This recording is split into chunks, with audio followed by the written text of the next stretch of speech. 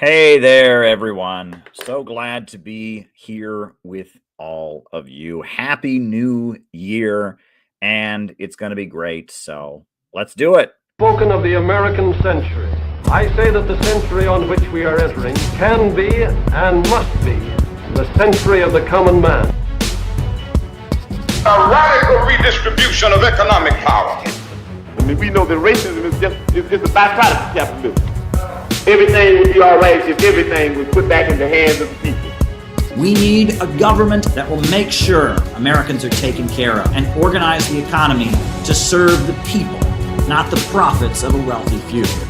We now have the techniques and the resources to get rid of poverty. We got to start getting out there with the people. Get out of the movement and get to the masses. We need a government of action.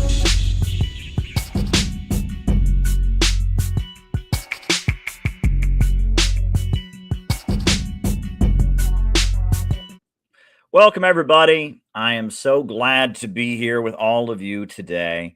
I had a lovely New Year's Day with my wife, I must say.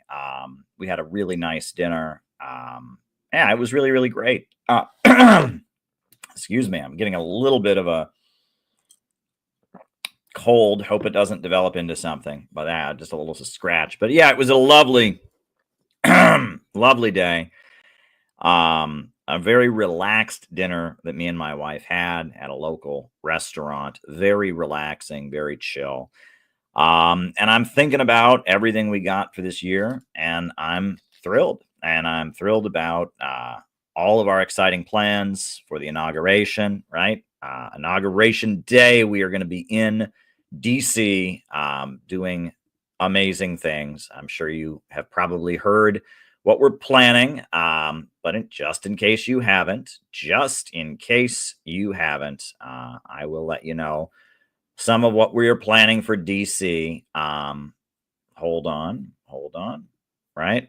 Some of what we're planning for DC, we are having a reception in Washington, D.C. on the day that Donald Trump is sworn in as president. It's going to be a very great reception. Mainly because the food is going to be so good because the hotel is making us spend $8,000 on food, an $8,000 food minimum. So we're going to have a food buffet for 75 or for 100 people, 75 a head, which is quite a bit of food. That's a really nice buffet. I mean, how many restaurants do you go to where you spend $75 on a meal for one person? So, this is going to be good food, and there's going to be good music. Good friends of mine are going to be speaking. It's going to be a really great event in Washington, D.C., and it's going to be a historic day in D.C. when Donald Trump is sworn in. It will definitely be a historic day. So if you're coming, please go ahead and register so that we know you're coming. We can send you any announcements about the event. That's our next big thing is the Inauguration Day event, and I'm focused on it in many ways, organizing and figuring out different aspects. We just ordered a new banner, so we're going to have our regular banner, the one we've been using of Trump and Kim Jong-un shaking hands. We're also going to have a new banner themed around the Peace Bridge connecting Russia and Alaska over the Bering Sea. That's going to be awesome. We're doing a lot of great stuff. I'm really happy with the way everything is going. So tonight, I figured it's always better to stream than not to stream. But I didn't want to get on here. I know about the terrorist attack that the multiple terrorist attacks that happened today, and I'll be commenting on that. As the facts come clear, I'll probably be on here tomorrow or the next day talking about the terrorist attack and what we can learn about that. Obviously horrendous. We want to say a prayer for the people in New Orleans, the people in Las Vegas, and when we know more about what's happening, we'll obviously have more to say about that. And I will be commenting on political matters, etc., as we go on. But tonight, my plan is that I will just read from my new book, The Killing of Brian Thompson and the Danger of an American Years of Lead, because I really put a lot into this book. And the book is for sale currently. It's on Lulu. The link is below. It will be back on Amazon soon, I hope. Right now, Amazon is giving me a little bit of a runaround, and it's the holidays and whatever. Hopefully, it's back on Amazon soon. But right now, if you want to buy it, go into the description. You can buy it on Lulu. Lulu.com is the place to buy it. Check out the link in the description. I will try to, I'm going to try to make it, what is it, a tiny URL for where you can buy the book. All right. Tiny URL, right? Right. How does that work? So enter the long URL, right? And shorten the URL. Okay. All right. So we have a tiny URL for where you can buy the book. All right. Very good. So you can buy the book here on this tiny URL I just created. So I'll drop that in the chat. And yeah, so my plan for tonight is just to read from the new book, just read from it, and just kind of read from it. And then that'll be the first half of the show, is me just kind of reading to you from the book. And then after that, I will answer any questions that you have. I'll do the roll call where we find out who's watching. We'll do the names and locations thing. And then the second half of the show will just be me freestyling. That's what you all love, is when I get on here and I just answer your questions.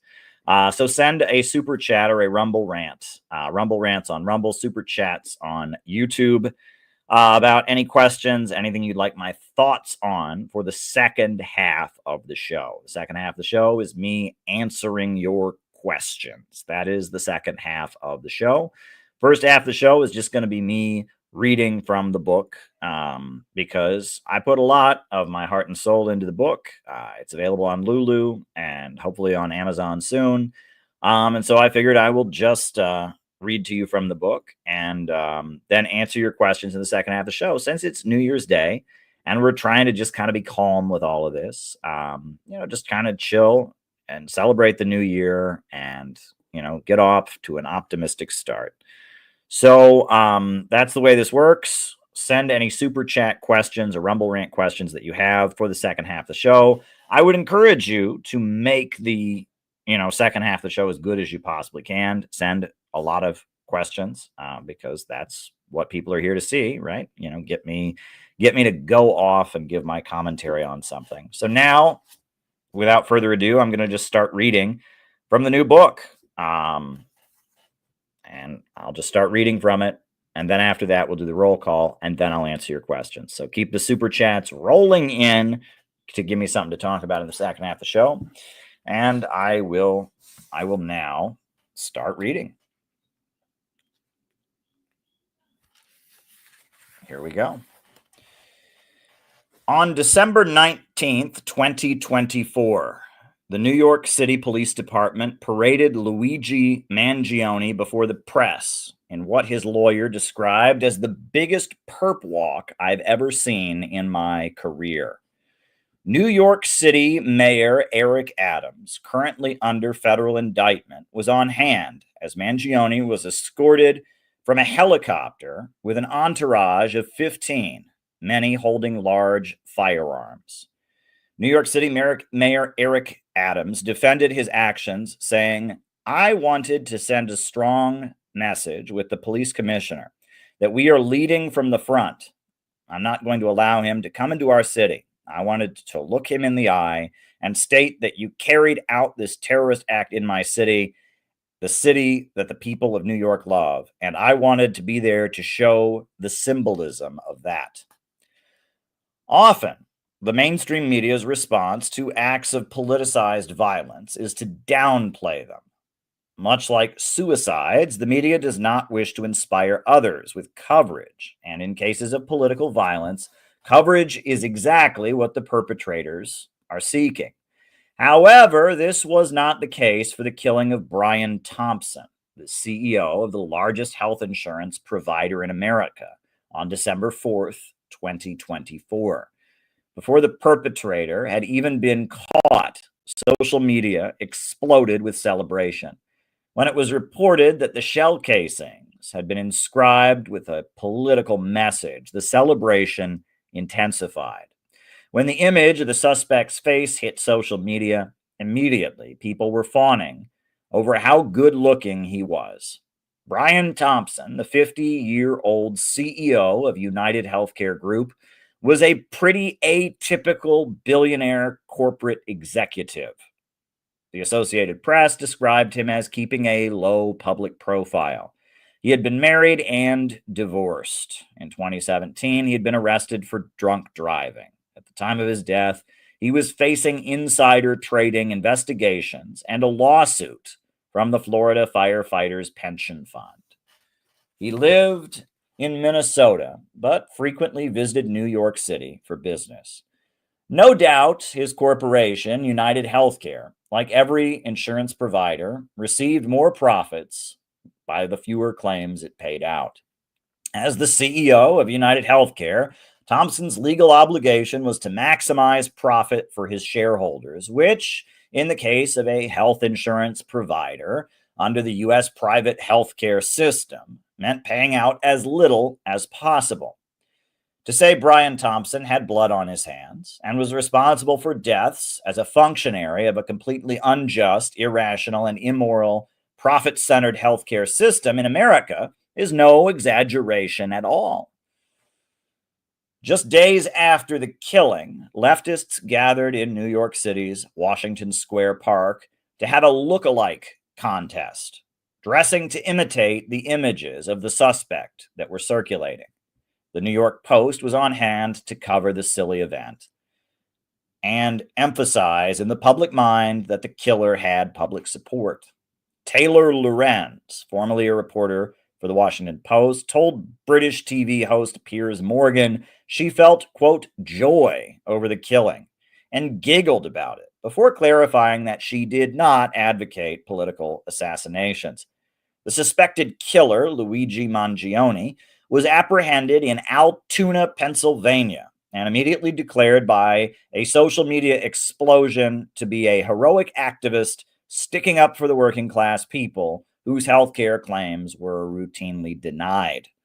Alexandria Ocasio-Cortez, who has condemned peaceful pro-Palestine protests for allegedly being anti-Semitic and hurting the feelings of Jewish students, gave an oddly sympathetic statement about the killing.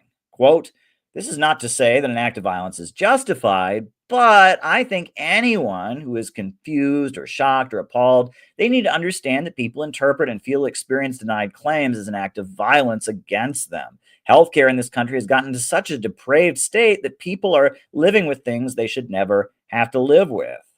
Her words are a bit surprising, as the Democrat Party, which has held the White House for the past 4 years, has done almost nothing regarding the healthcare issue. In 2020, when comedian Jimmy Dore raised his Force the Vote campaign, urging AOC to demand a vote on Medicare for all in exchange for selecting Nancy Pelosi, this was condemned in the strongest language.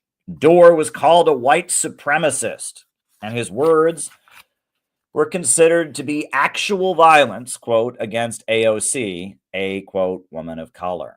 Yet many of the very same voices that condemned Dore with vitriol are celebrating the shooting of Brian Thompson.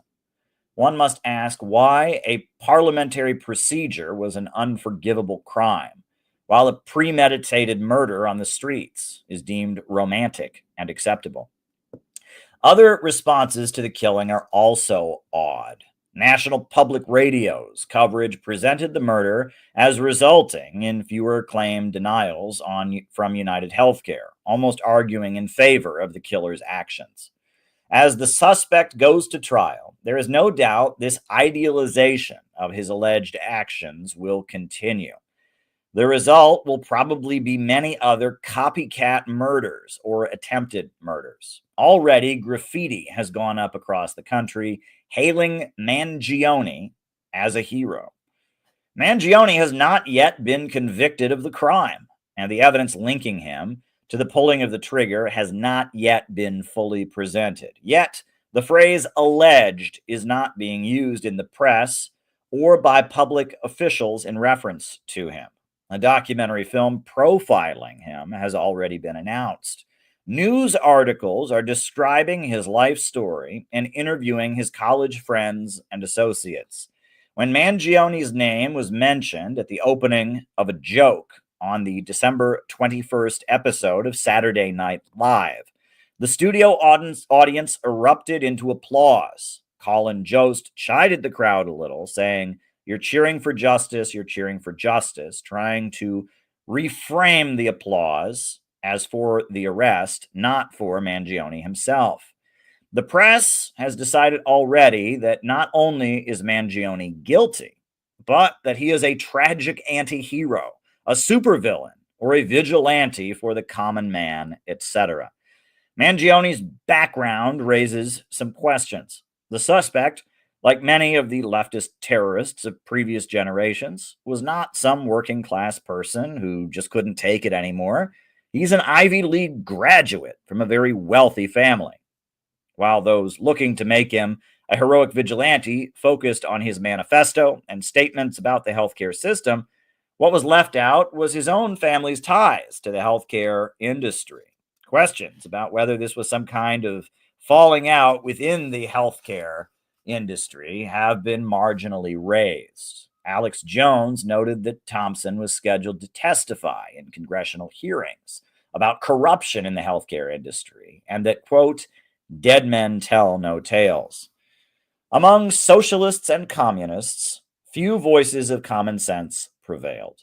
The Revolutionary Communist Party circulated a statement saying, quote, "The healthcare system is driven by the vicious, cold-blooded, profit above all else system of capitalist imperialism, not individual CEOs. And the solution is an actual revolution, not based on revenge, but on the emancipation of humanity."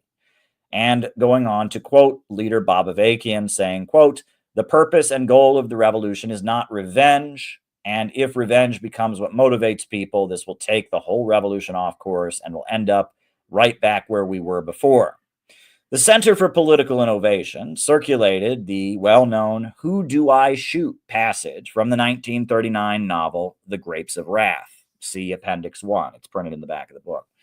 The passage, often cited by Marxists, tells of a farmer trying to avoid being evicted from his home, being convinced not to shoot the sheriff, and coming to understand that the problems are systemic and cannot be solved by killing one person. Opposition to left adventurism and terrorism is pretty standard Marxism-Leninism. Yet those who held on to a basic ideological and tactical principle, seeking a mass movement, not isolated acts of terrorism, were widely drowned out in a wave of gleeful celebration of vengeance. Mainstream media whipped up applause from the left, and those who dissented were accused of, quote, "defending a CEO" and advocating we just beg them. This is all extremely dangerous, and it should be obvious why. Brian Thompson was certainly a wealthy CEO in an industry that harms working people on a routine basis. There's no need to defend his actions or act like anger at people like him is not justified. But the problems of the U.S. healthcare system are not the fault of bad people. They are the fault. The problems of the healthcare system are not the fault of bad people who need to be punished. They are systemic. They are rooted in the fact that administering public health, an important service, has been left under the care of the invisible hand of the market. While the state facilitates the healthcare system, unlike in every other Western country, healthcare in the United States is totally private. Is totally a private for-profit endeavor. Health insurance is not guaranteed to U.S. citizens, but a service that they must pay for. Hospitals are private, and the result has been maximizing costs and profits for private owners at the expense of the population. Studies have shown that many home foreclosures are the result of medical bills. Barack Obama's presidency opened with promises to fix the healthcare system that were hugely disappointing to his supporters. The Affordable Care Act, nicknamed Obamacare, changed very little about the healthcare system other than imposing a mandate for health insurance with a tax penalty and making it easier for people with pre-existing conditions to purchase insurance. Bernie Sanders' 2016 presidential primary campaign in the Democrat Party was largely rooted on his support for Medicare for all. The campaign was sabotaged from within with leaked emails revealing that the Democratic Party rigged its primary to ensure that Hillary Clinton became the nominee. In July of 2021, Medicare for All marches were held across the United States, but the liberal establishment condemned them. A large number of articles emphasized that former white nationalist Matt Heimbach had participated in planning one of the rallies to be held in Indiana before he was disinvited. Heimbach had even publicly recanted his white nationalist views, but this, of course, did not prevent this story from somehow being worth coverage.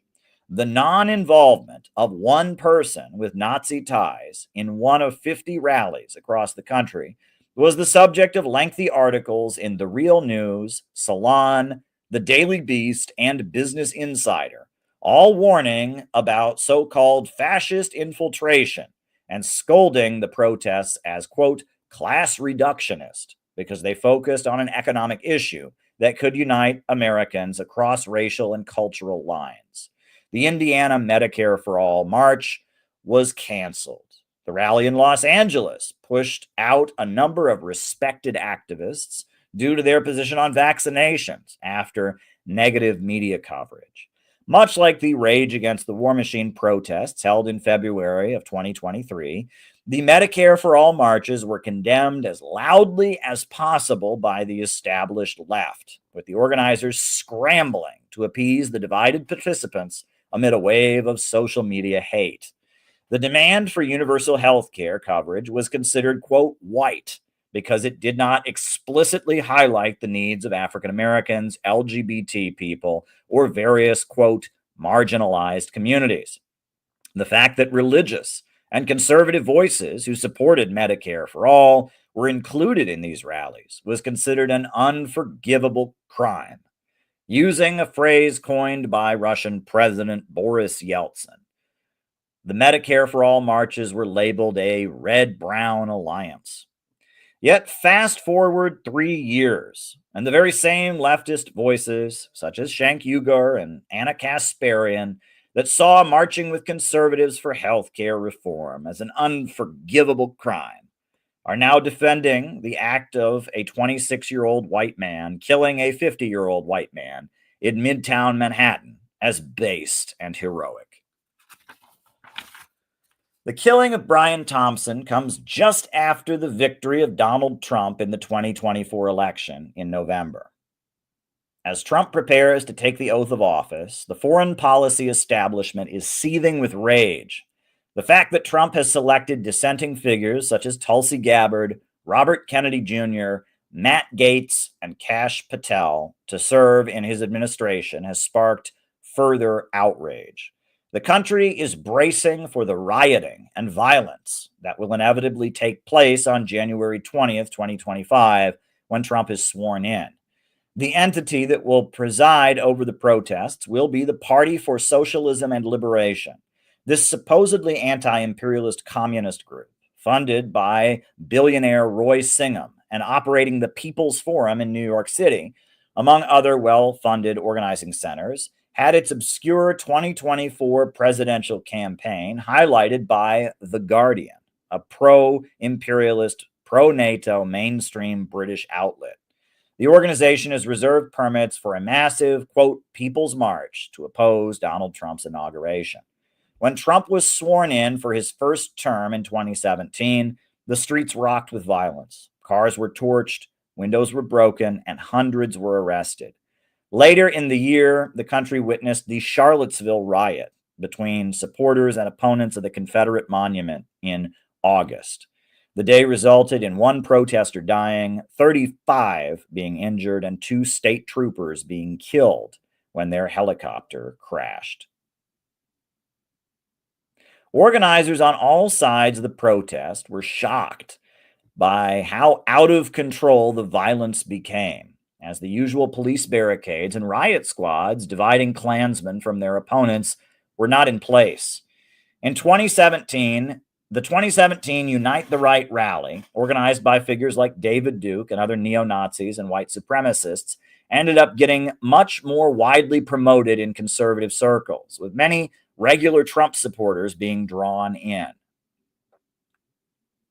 the opposition rally was also far more widely promoted than most leftist events, with socialists, communists, and anarchists from across the country busing and driving into a small town in Virginia. Forces far more powerful than the small white nationalist groups who organized Unite the Right had decided to make the Charlottesville events big. That's clear. The same can be said for the infamous Capitol riot on January 6, 2021, where Trump supporters were able to just walk into the building where congressional proceedings take place. While the media portrayed the event as an attempted coup, more security footage surfaced showing that many protesters had been led around the Capitol almost as tourists. The day's events became the topic of political rhetoric for the following few years, explaining why Trump was a dangerous authoritarian who would, quote, destroy democracy.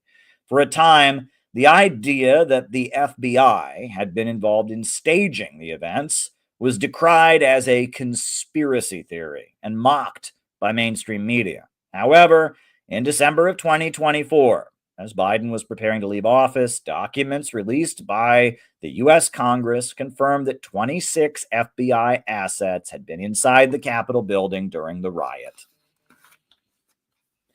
All of these events point to what is the thesis of this book. There is a strategy being implemented by some within the U.S. power structure that involves fomenting, not stopping, political violence.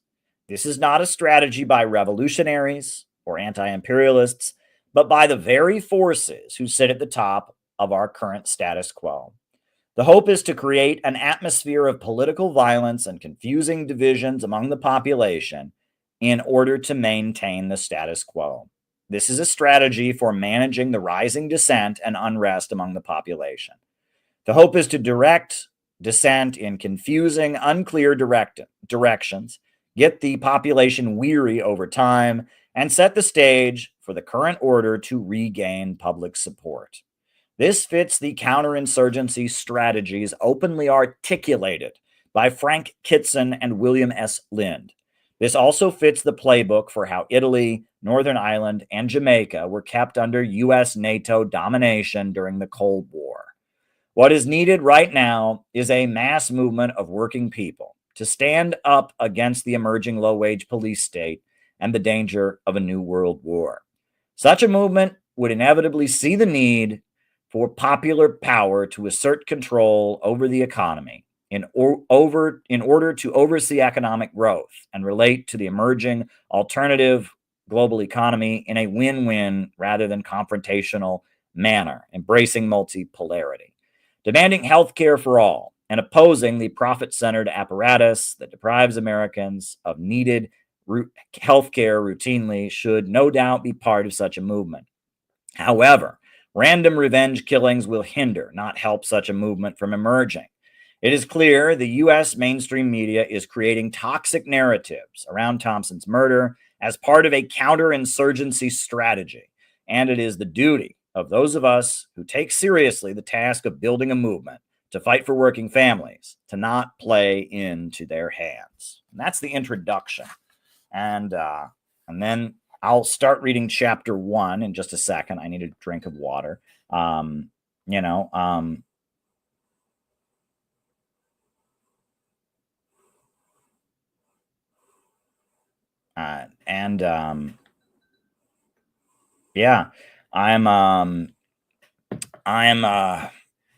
happy to have put this book out. But I'm saying what no one else is saying. I really put my heart and soul into this book. I wrote it very quickly. If you want to get it, there's a tiny URL where you can buy the book. And I see that we've got one or two Rumble rants for me to answer in the second half of the show from Hempcar, or 3 from Hempcar. So that's good. If anyone has any super chats, that would be good as well. I'll be answering questions in the second half of the show. But I'm just going to keep reading. Why not, right? So we'll start with chapter 1, the actual problem and solution. The gleeful celebration of Brian Thompson's killing seems to flow, in many cases, from a very limited understanding of the crisis facing our society. The mindset of your typical Luigi admirer seems to be that U.S. society is suffering from a crisis of bad people. Individuals like Brian Thompson are selfish and want more and more money and do not consider the needs of others in their pursuit of it.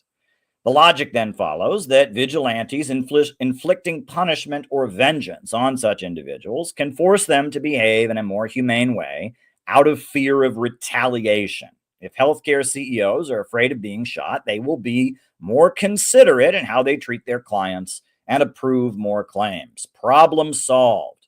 Well, the crisis of U.S. society is about a lot more than bad people. And even if purely kind-hearted and well-intentioned people sat at the top of all the major health insurance corporations, the problems would still exist.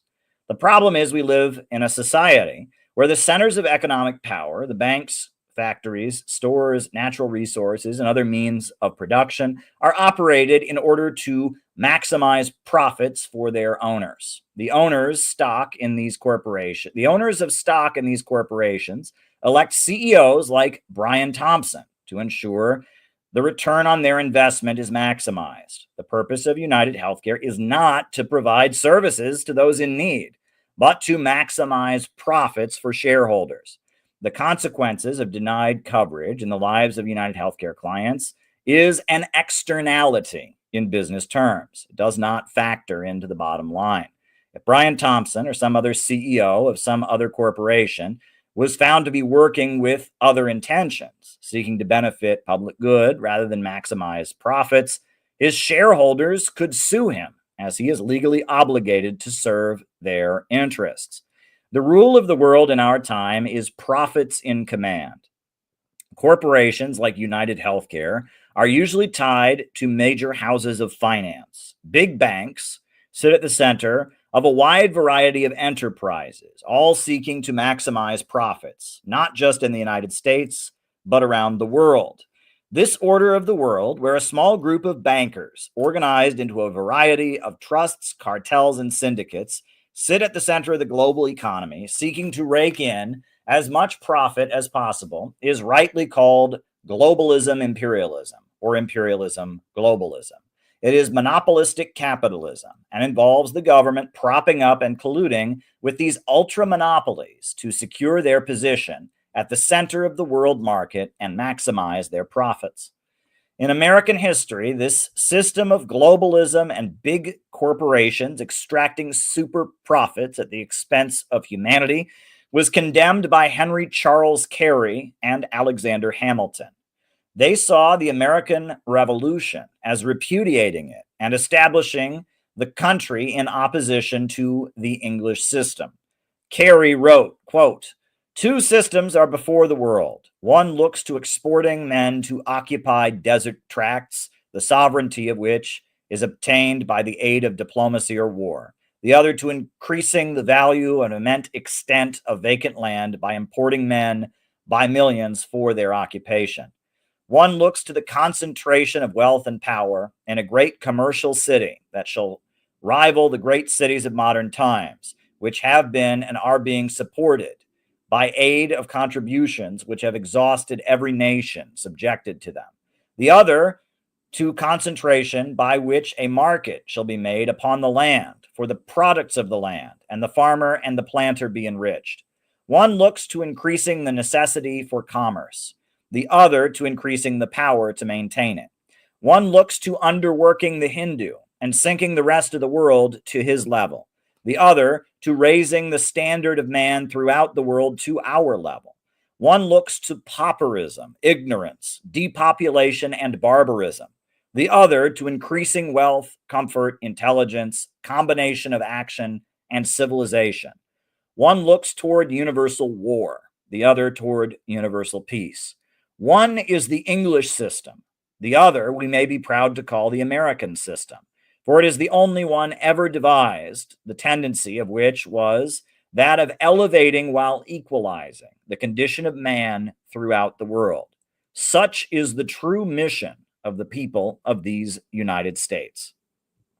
The view of Henry Charles Carey rooted in the economic theories of Alexander Hamilton and expounded on by German economist Friedrich List, was that the British bankers were setting up a global economic system that held back development and ground nations into poverty in order to concentrate wealth of the world, into an elite class of bankers. They viewed the emerging industrial economy of the United States as the opposite model. Quote, to raise the value of labor throughout the world, we need only to raise the value of our own. To raise the value of land throughout the world, it is needed only that we adopt measures that we shall raise the value of our own. To diffuse intelligence and promote the cause of morality throughout the world, we are required only to pursue that shall diffuse education throughout our own land and shall enable every man to more readily acquire property, and with it, respect for the rights of property. To improve the political condition of man throughout the world, it is needed that we ourselves should remain at peace, avoid taxation for the maintenance of fleets and armies, and become rich and prosperous. To raise condition of woman throughout the world, it is required for us only that we pursue the course that enables men to remain at home and to marry, and they may surround themselves happy with children and grandchildren. To substitute true Christianity for the detestable system of Malthusianism is needed that we prove to the world that it is population that makes the food come from the rich soil, and that food tends to increase more rapidly than population, thus vindicating the policy of God to man.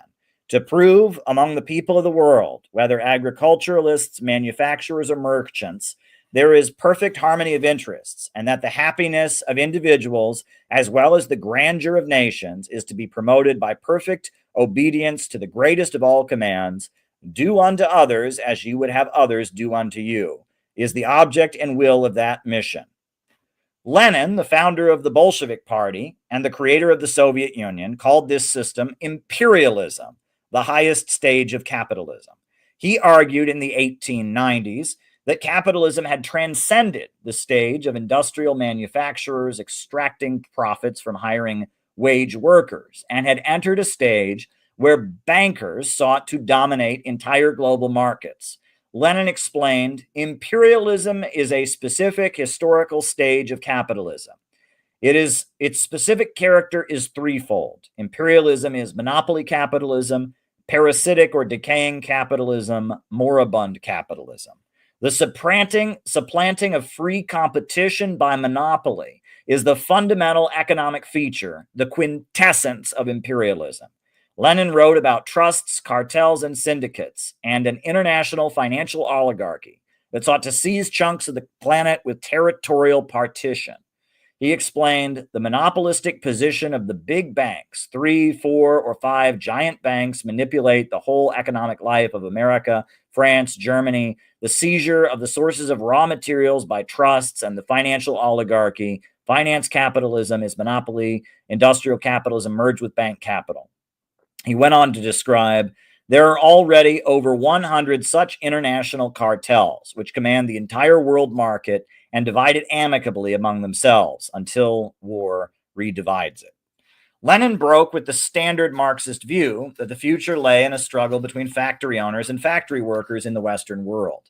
He argued that socialism would come into the world as a result of struggles for national liberation, in which entire nations wrenched themselves free from imperialism, with the working class at the lead, as it had the most to gain and was becoming the global majority.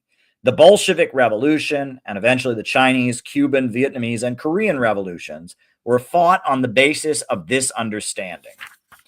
Since the fall of the Soviet Union, in contemporary Russia and China, there has been a rising interest in a school of thought called geopolitics that links civilizations and their way of being to the locations in which they arise.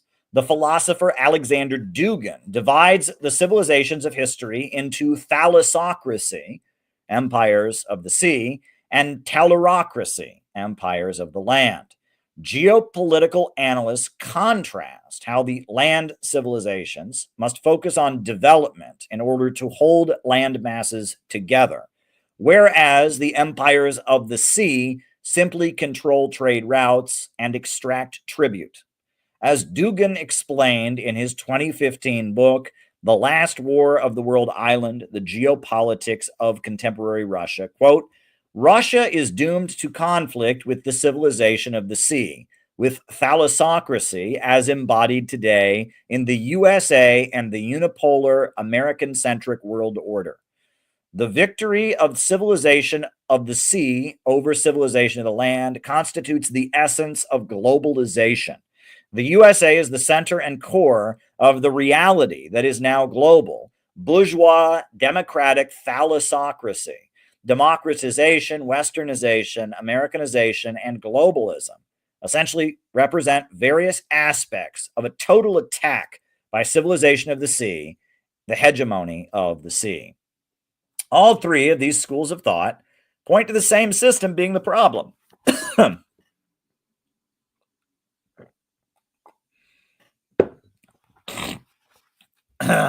The same enemy for those who want a better life for all humanity. They all point to a system where gigantic mega corporations like United Healthcare stretch their tentacles across the planet, impoverishing the world in order to pile more and more wealth into their own pockets. This system can rightly be called globalism imperialism or imperialism globalism. The focus of progressive forces who want a stronger and richer America, as well as a more peaceful and prosperous world, is the defeat of this system. This globalist imperialist economy of ultra monopolies, maximizing their profits at the expense of humanity, has led to a crisis that would never have been imagined in other epochs. All across the world, people are getting poorer and poorer because more and more wealth is being created. This makes no rational sense. One would expect homelessness to increase due to shortages of housing, or hunger to increase because there were shortages of food. But in our modern world, in which profits are in command, has created a completely irrational problem, the problem of poverty amid plenty, or rather poverty created by abundance. In 2008, the US economy crashed because the housing bubble burst. What did this really mean? Well, it meant that the various mortgage lending schemes and other practices that had been legalized in the hopes of keeping Americans buying homes as their incomes went down dried up and stopped working. In essence, Americans could not afford to keep buying homes because their incomes had decreased so significantly. With the good-paying industrial jobs long gone, household debt and student debt through the roof, and rising healthcare costs, the U.S. public could not keep buying homes, and the housing market crashed. Across America, millions became homeless because too many houses had been created, and they couldn't afford to buy them. The housing market faced a huge glut, and the banks that lent money to home buyers crashed. This problem of the value crisis, or the constant gap between consumer spending power and the goods produced, is the basis for the market cycle acknowledged by most economists. Workers are never paid enough in the process of production to buy back what they produce. The U.S. government stimulates the economy with all kinds of mechanisms intended to deal with this problem. For example, in Springfield, Missouri, there is a cave that has billions of dollars of cheese buried in it. The U.S. government buys this cheese from farmers and buries it in order to inflate dairy prices and keep the farming sector from collapsing. This ever-constant problem is exacerbated by technological leaps. When technology advances, this means fewer workers are involved in the process of production. Fewer workers are hired, and those who are hired become easier to replace. Fewer wages are paid out. As a result, the spending power of the consumer decreases. The high-tech computer revolution has made this problem bigger than it has ever been in history. Machines can do almost anything in our time, and the role of the wage worker in production is being eliminated more rapidly than ever. The market is churning out products more efficiently than ever before, with fewer and fewer workers hired to help create them than ever before. What does this mean? It means the wages paid out are less than they have ever been. The labor movement has generally been a counterweight to this process. Labor unions demand higher pay for workers and tend to intervene in the political process to push for policies resulting in a social safety net. In every other Western country, as a result of labor unions and social democratic government policies, the government has guaranteed the population health insurance. However, that is not the case in the United States. The labor unions have always been significantly weaker, and the welfare state has always been far more limited. No national health care service or insurance plan exists in the United States.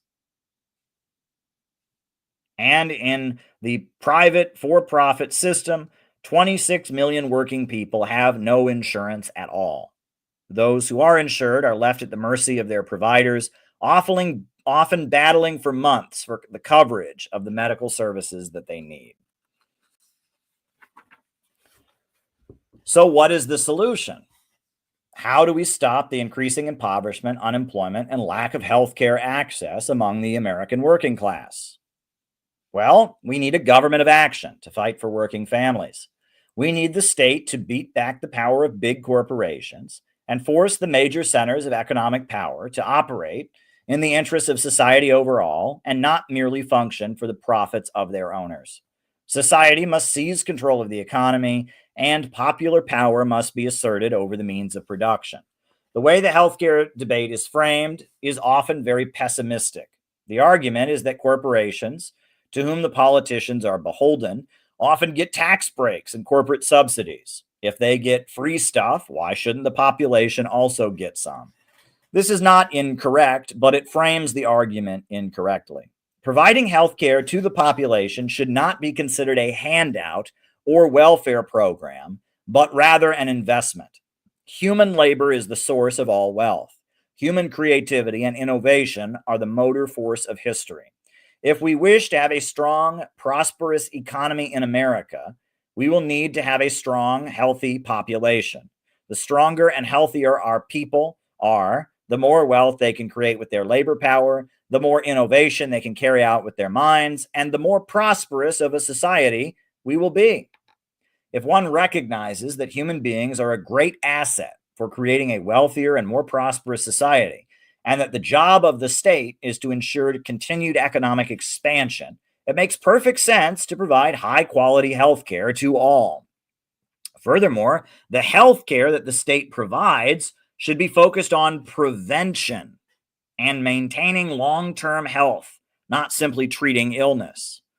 Throughout human history, there has been an understanding that the state has an obligation to ensure public good and raise living standards. The reason feudal monarchs and aristocrats, or the church in medieval Europe, commissioned Bach to compose his music and Michelangelo to paint the Sistine Chapel was because they understood the duty of the state to enhance the life of the public. Government was understood to have an obligation to engage in social transformation and improvement. The liberal ideology that dominates Western discourse says the opposite. We are told the government is best that governs least. Neoliberal economists inform us that the only obligation the state has is to protect private property. Our de facto leaders, those who sit atop the system of globalism imperialism, do not see the population as a source of great wealth and innovation.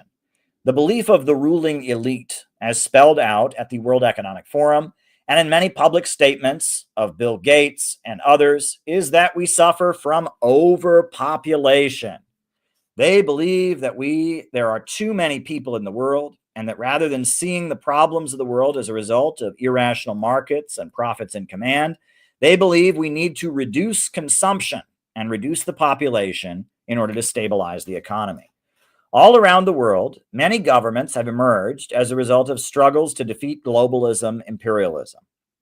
The anti-colonial revolutions of the 20th century enabled Russia and China to industrialize and become superpowers. They enabled many countries throughout Africa and Latin America to seize control of their own economies and resources and start building. As a result of the anti-colonial revolutions, a new economy has emerged. The BRICS, the Eurasian Economic Union, the Shanghai Cooperation Organization, the Bolivarian Alternative for Latin America, the various independent governments of Africa, and the axis of resistance in the Middle East all point to an alternative to globalism imperialism. The big monopolies of the Western countries want to go all out to crush this new economy. Globalism imperialism seeks to maintain unipolarity, with the world centered around one pole of power, the Western financial centers, namely Wall Street and London. Whereas the rallying cry of the new economy is for multipolarity. They seek for Russia and China, as well as Africa and Latin America, to have equal weight in a new global order based on win-win cooperation, not viewing international relations and trade as a zero-sum game. What is needed is for the American people to bring to power a government that is opposed to globalism imperialism and represents the real interests of the American people. Such a government would beat back the power of Wall Street and reorganize the economy to focus on growth and expansion and cooperation with the new economic bloc. The Center for Political Innovation has published a 4-point plan to bring such a government into being. 1. A mass mobilization to rebuild the country. Now is the time to hire millions of unemployed at union wages. Put them to work rebuilding the roads, bridges, water treatment facilities, power plants, schools, and hospitals of the country. High-speed railway must connect the Midwest and South to more prosperous regions. The universities must be revamped, so once again we are churning out the world's greatest scientists and engineers. A brain trust of the smartest minds must be assembled in order to lay out a detailed 5-year economic plan. The public must be mobilized to carry it out with the full support of the country's resources. 2, public ownership of natural resources. It has become clear that big corporations and banks are not trustworthy in their management of America's oil, natural gas, coal, timber, and other natural resources. As communities across the country fall into greater poverty, Wall Street monopolists enrich themselves from the natural wealth of American soil. Nationalization of these resources will end the budget deficit. The profits from America's wealth must go to the country overall, not the pockets of a few bankers. Popular power will be far more capable of managing these resources to ensure a better future.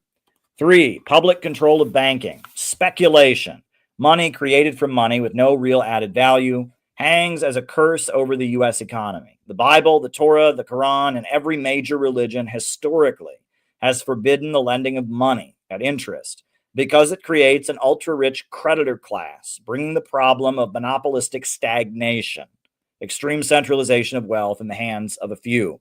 The lending of money should no longer be carried out for profit, but should be done by communities and the country overall at the local, state, and federal levels. In place of the financial sector, a national bank, as well as many state and local banks, should be created. Credit should be assigned in accordance with an overall economic plan, securing long-term growth and development. Interest should be paid back into the public budget, lifting the burden of taxation from working families. We need a debt jubilee to reboot our economy from the downward spiral hanging over it. The Federal Reserve ripoff scheme and all other mechanisms through which bankers and monopolies have found ways to siphon off the public budget need to be gotten rid of. We need an economy based on real value created by human labor, power, and creativity, not the various schemes invented to generate worthless paper for those who are already rich. In his final state, and this is number 4, an economic Bill of Rights, in his final State of the Union address, President Franklin Roosevelt proposed an economic Bill of Rights. The right to a job, housing, education, and health care must be added to the U.S. Constitution. No one in the country should be left hungry while so much wealth exists. No one should be homeless in a country with millions of empty houses and apartments. All who can work should be hired to do useful work building a better America. Education should be considered a necessity for maintaining an informed population and a healthy country. We must invest in our population as a great resource for making a stronger country. In order to bring such a government into being, it is necessary to create a mass movement of working people. Such a government could only come about if a well-organized and conscious population was brought into action to support it and push its goals. The killing of Brian Thompson will not help bring such a movement into being. It is a complete misdirection of popular outrage about the healthcare system on many, many levels. It was carried out in isolation by a single individual. It is the masses of people in their millions who are the makers of history, not lone wolves with revolvers. The deed does not point towards systemic problems or offer solutions or demands to aid the healthcare crisis.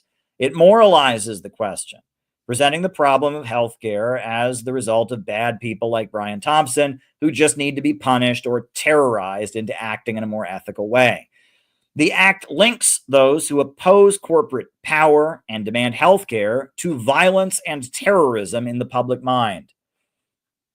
In an atmosphere of school shootings and increasing instability, most Americans do not want more violence, and this incident leads them to identify opposition to corporate power with such violence. This alienates the population from the mass organizing that is needed and will set the stage for more police repression.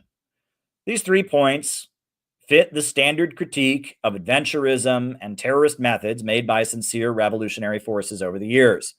Lenin wrote about the problem of individual terror in Russia. Quote, "We know from the past and see in the present that only new forms of mass movement or awakening of new sections of the masses to independent struggle really rouse a spirit of struggle and courage in all. Single combat, however, inasmuch as it remains single combat waged by the Balamazovs, has the immediate effect of simply creating a short-lived sensation, while indirectly it leads to apathy and passive waiting for the next bout."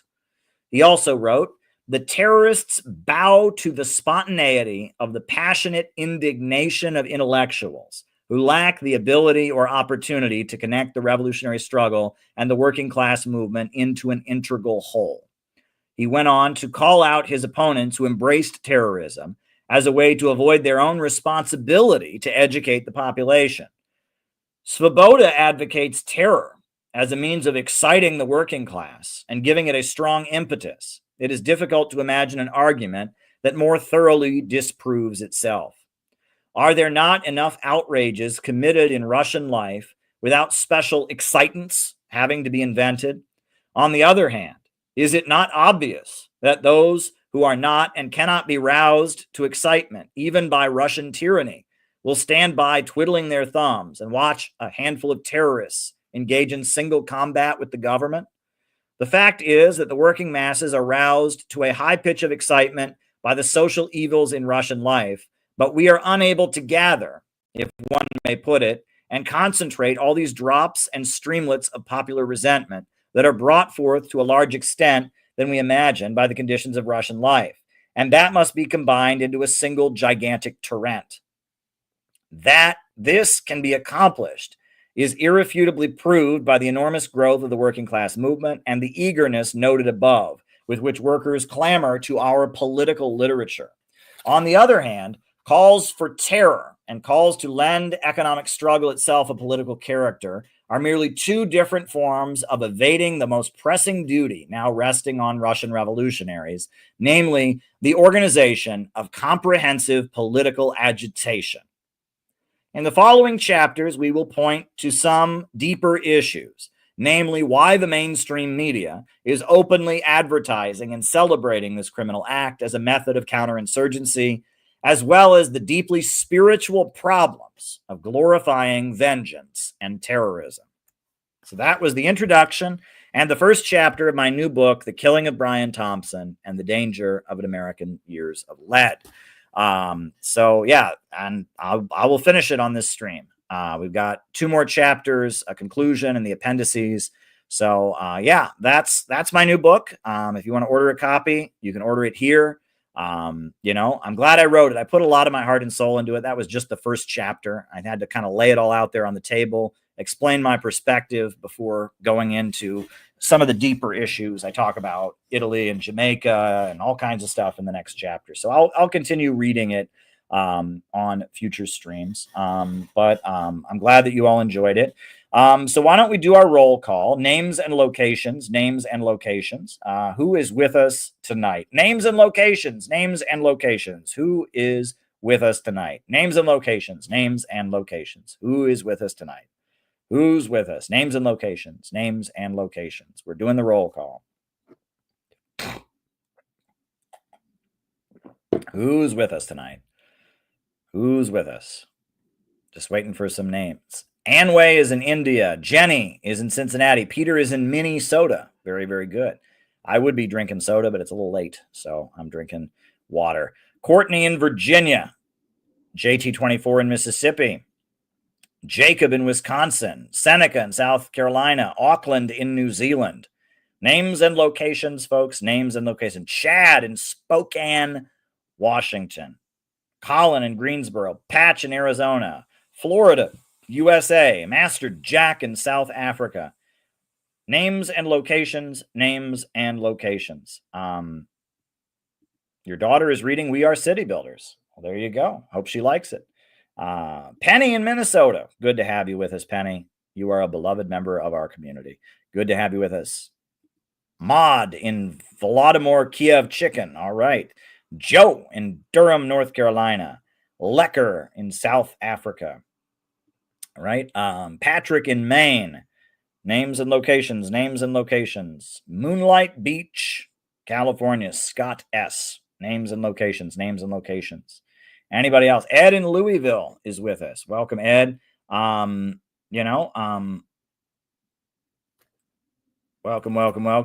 All right. Names and locations. Names and locations. Joe in Morocco. Fatima in Minneapolis. Very good. Very good. Welcome, Fatima. Seymour in Ontario. Very, very good. Very, very good.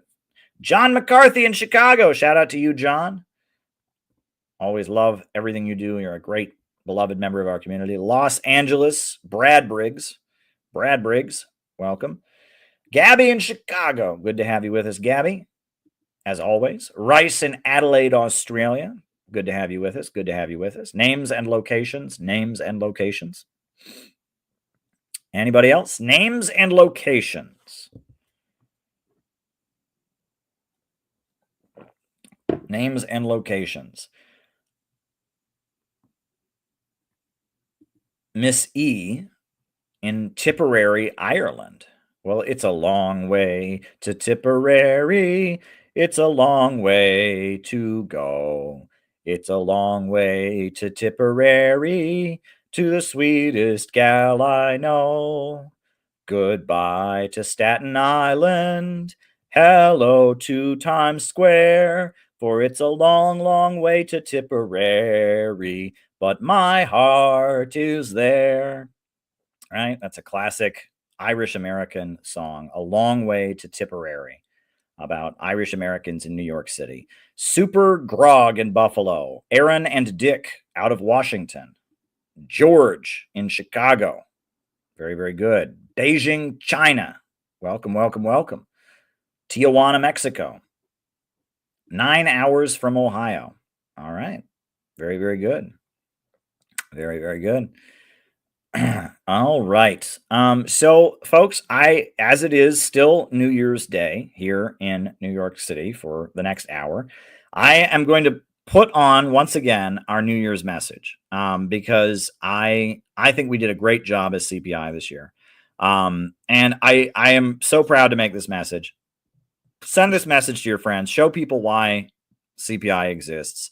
We are doing great stuff. And I just wish more people could understand why it's important to have a revolutionary organization. And while I'm showing this video, please send some more Rumble rants or super chats. We have some Rumble rants to answer on the Rumble. But send some super chats here for me to answer, and I will respond to your questions. I'm going to refill my water while I'm showing the end of the year message. And I'm super proud of everything we've done this year. I want to show you the end of the year message. It goes into what our community is doing, what our plans are for the coming year, etc. So yeah, here's our end of the year message. And then after that, I will answer any questions that you all have. There we go. All right. Hey everybody, it feels good to win, and that's why I'm proud to say that the year of 2024 has been a year of victory for the Center for Political Innovation. I said last year when I gave my annual report that in 2023 we did more than any other year in our existence. And this year I can say the same thing because the activity of the Center for Political Innovation has more than doubled in the year of 2024. Let me just go over some of the highlights of what we accomplished this year. January 7th, the Center for Political Innovation held a National Day of Action to stand in solidarity with Yemen. Protests were held in Portland, in Humboldt County, California, Chicago, and in New York. January 26th, we published a book, Who Are the Houthis and What Are They Fighting For? This book provided a history of the Ansar Allah movement and its origins. On February 15th, we convened an official press conference at the United Nations, announcing the American delegation of the World Youth Festival. At our press conference, we highlighted the Uhuru 3 and expressed our concerns about facing similar retaliation for attending an international gathering in Russia. We took questions from the UN Press Corps, and the event created a splash in international media. February 29th to March 7th, CPI led the United States delegation to the World Youth Festival in Sochi, Russia. 3 of our members participated in the festival, and 2 of us spoke directly with Russian President Vladimir Putin during the last day at a special session. Our remarks focused on how we could work to improve relations and integrate the United States into the new alternative economy emerging around the world as the Western financial system declines. March 15th to 17th, we acted as official observers of the Russian election. During that election, we gave eyewitness to the massive public support that the government has as the war in Ukraine continued and the NATO imperialists have maneuvered against them. April 26th through 29th, 30 people attended a CPI workshop in Vermont entitled Out of the Movement to the Masses. We published a new textbook for the gathering, reviewing the history of anti-imperialism and exploring how an effective anti-imperialist movement could be created in our time. On May 26th, we were invited as guests to the Libertarian Party's National Convention in Washington, D.C., where U.S. presidential candidate Donald Trump was welcomed as a guest speaker. For the convention, we published 1,000 copies of this pamphlet, Do You Believe in Growth, and distributed them all throughout the convention hall. The pamphlet explains our anti-imperialist perspective, and it's pretty fair to say we reached a lot of people. June 7th, the Center for Political Innovation co-sponsored an event at the Los Angeles Family Church dedicated to the peaceful reunification of the Korean Peninsula. 100 people attended the event, people of diverse backgrounds, all focused on how it was we could improve U.S. relations with the Democratic People's Republic of Korea. On July 22nd, our book, Kamala Harris and the Future of America, was suddenly banned from Amazon.com without any warning. Now, the book had been written 4 years prior, and the censorship occurred just as Kamala Harris became the Democratic Party's presumptive nominee. The sudden ban sparked outrage on social media, leading to an explosion of interest in the book. Over 3,000 copies were sold in the following days, and Amazon did restore the book 7 days later. August 19th to 22nd, the Center for Political Innovation team of volunteers distributed books at the Democrat National Convention. We printed 1,000 new copies of the book Kamala Harris and the Future of America and handed them out, along with 1,000 copies of our pamphlet called Do You Believe in Growth? We made our mark at the event, ensuring that our perspective was heard by protesters, Democratic Party members, and others. September 3rd, CPI members attended the opening of the Uhuru 3 trial in federal court in Tampa. CPI addressed the press before the trial began alongside Jill Stein, Pam Africa, and New York State Assemblyman Charles Barron. On September 28th, CPI co-sponsored the second Rage Against the War Machine rally in Washington, D.C., as we did for the first rally back in February of 2023. This anti-war gathering, organized by the Libertarian Party and the People's Party, was extremely important, and we are very proud that we stepped up to become official sponsors of the event. On October 2nd, we launched our Peace MAGA operation, kicking off at Trump Tower. For the final month of the election, CPI members unfurled a large banner of Donald Trump and Kim Jong-un shaking hands, along with the words, "Only peace can make America great again." We took to the streets of New York City, loudly promoting this message, highlighting hopes for peaceful reunification of the Korean Peninsula and amplifying the best parts of Trump's message. October 12th, CPI held an all-day workshop in Chicago. The event was attended by 25 people and included strategic discussions for the fight ahead. October 27th, CPI's Peace MAGA operation attended Trump's rally at Madison Square Garden.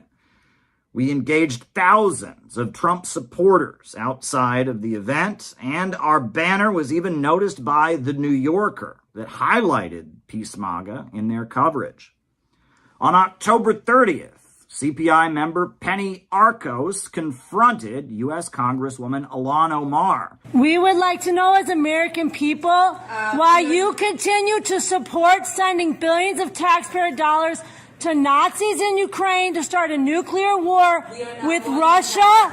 China is not our enemy. I need you to leave, please, ma'am. China's not our enemy. Russia's not our enemy. Walk out, please. No more money for rich men's wars. Take your stuff. No more money for rich men's wars. No more money for rich men's wars. On November 2nd, the Center for Political Innovation participated in the Black is Back March in Washington, D.C. to support the Uhuru movement. November 23rd, the Center for Political Innovation released our letter to President-elect Donald Trump, urging him to become a peace president who stands against the war makers and the emerging low-wage police state. The video has been viewed by hundreds of thousands of people across various platforms. December 16th, CPI attended the sentencing hearing of the Uhuru 3 in Tampa's federal court. We were overjoyed that after being acquitted of the main charge of acting as foreign agents, the Uhuru defendants did not receive any jail time or fines. They expect to overturn their conviction on appeal soon. Needless to say, this has been a big year for the Center for Political Innovation. We exposed Kamala Harris for what she truly is, a sadistic narcissist who would have been very dangerous if she ever entered the Oval Office. In addition to that, we amplified the pro-peace aspects of Trump's message. Furthermore, we raised the Uhuru 3 case as loudly as we could, not only in the United States, but at the United Nations and in Russia. We won so many victories this year because through our relentless work, we are giving voice to what the overwhelming majority of the American people want: economic justice, freedom, and an end to the wars. Our organization possesses a clear understanding of what stands in the way. That is the system of globalism, imperialism. And with our clear understanding, we can lead the fight. This year has been a year of very significant changes in our organization. We liquidated the nonprofit for legal reasons. We are now incorporated as an LLC in the U.S. state of Texas. We made the decisive choice to break with leftover Cold War ideology and clarify that our view, known as innovationism, represents an entirely new stage. Additionally, we have begun defining ourselves in opposition to the toxic trend called fandom, which traps people in a negative cycle of social media cynicism rather than building the communities of solidarity and networks of resistance that are urgently needed. So what's next? Well, we're headed to Washington, D.C. for Donald Trump's inauguration. Not to join the protesters, but to engage with MAGA supporters and continue to highlight our message of peaceful reunification of the Korean Peninsula, as well as the need to build the Peace Bridge, connecting Alaska to Russia over the Bering Sea. We have scheduled a big reception for Inauguration Day, January 20th, featuring free food, music, entertainment, speeches, and much more. Our event will take place just a few blocks from the White House. Please join us in Washington, D.C. If you can't make it, please donate to our inauguration fund to help us cover the costs of this big event. We are also excited to announce that on July 12, 2025, we will hold our national convention in Chicago, Illinois. The event, titled Working Families First, Defeat the Deep State, Embrace a New World of Peace and Innovation, will take place near Chicago O'Hare Airport in an auditorium where we expect to gather no fewer than 400 people. This will be the flagship anti-imperialist and anti-globalist event of the year, sending a message of patriotism, solidarity with countries that are under attack, opposition to the emerging low-wage police state, demands for a new growth-oriented economy, and a celebration of the love and passion that holds our movement together. We need you in Chicago, July 12th, 2025. We want to thank everyone who has donated to the Center for Political Innovation. Rest assured that your contributions have been put to good use.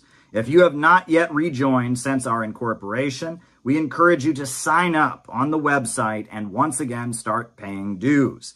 If you're not yet a member, please register today. Upon signing up, you'll receive invitations to our weekly online membership meetings, and you can connect with other local members in your area. There is much to do in the coming months. If Trump fulfills his promise to take on the FBI and promote peace around the world, we must support these efforts. This is not about offering blind allegiance. It is about building a grassroots movement to back up and encourage any positive action from above.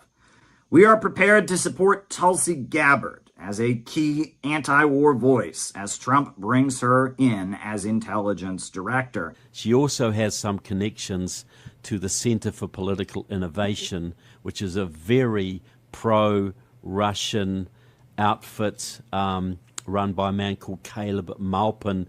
We stand ready to support Donald Trump and his efforts to restrain the FBI, to improve relations with North Korea, and to negotiate an end to the war in Ukraine. The danger of war against Iran remains a primary concern, as many voices within the upcoming administration hold troubling perspectives on the Middle East. We will continue to stand with Palestine and oppose U.S. aid to Israel. For us, America first does not mean Israel first. U.S. funding of Israel's continued crimes against the Palestinians must cease immediately. We also plan to launch mass distributions of our book, Who Are the Houthis and What Are They Fighting For?, at Palestine protests around the country. We want to educate people about the origins of the Ansar Allah movement and put them in touch with our anti-imperialist, pro-American, and pro-working class perspective, a populist view that is rarely heard in left-wing circles. We are proud to say that our organization played a very significant role in ensuring that the Uhuru Three, Penny Hess, Jesse Neville, and Omali Yeshitela, did not go to prison. From the start, we recognized how dangerous their prosecution as foreign agents for their anti-imperialist activism and development in the Black community really was. While the majority of the online left abandoned the Uhuru Three, we stood with them. We have principles, and we will never stand by while the state targets anti-imperialist voices. Did I say anything about the Center for Political Innovation? I want to, because these comrades were some of the first out of the gate. When this attack happened, they were first out of the gate. They didn't ask any questions or anything like that. They were the first out of the gate, and not only in words. They began to take actions everywhere they were located. We can see the actions they were involved in, defending the Uhuru Three and opposed to what the FBI was doing to us, trying to do to us. And they understood the relationship that it had to the whole question of free speech for everybody. The Center for Political Innovation is completely unique. We are focused on solidarity, optimism, and comradeship in a time of pervasive cynicism, pessimism, and nihilism. Our work is essential. We offer a light in the darkness and a hope in a time of widely engineered hopelessness. We need you to join our ranks and become a member, to donate and support our work, to promote our work online, and attend our in real life events and gatherings. If one thing is clear, it's that we will not surrender. No matter what obstacles we face, we will not back down. Our mantra remains, dare to struggle, dare to win. And one thing is clear, if you look back at all we've accomplished this year, and if you look ahead to all the exciting plans we have coming up in the year of 2025, it's pretty clear that we are winning. Happy New Year.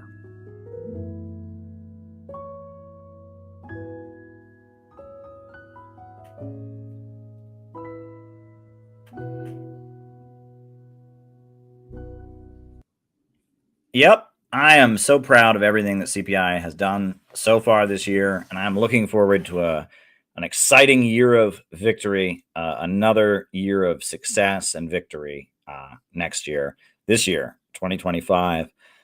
So I have 3 Rumble rants from Hempcar, and I guess one more Rumble rant from Penny, but we don't have any super chats as of yet. So the rest of the show is just me answering your questions. So that is what I'm going to do. I'll start with the Rumble rants. Please send super chats. Yeah.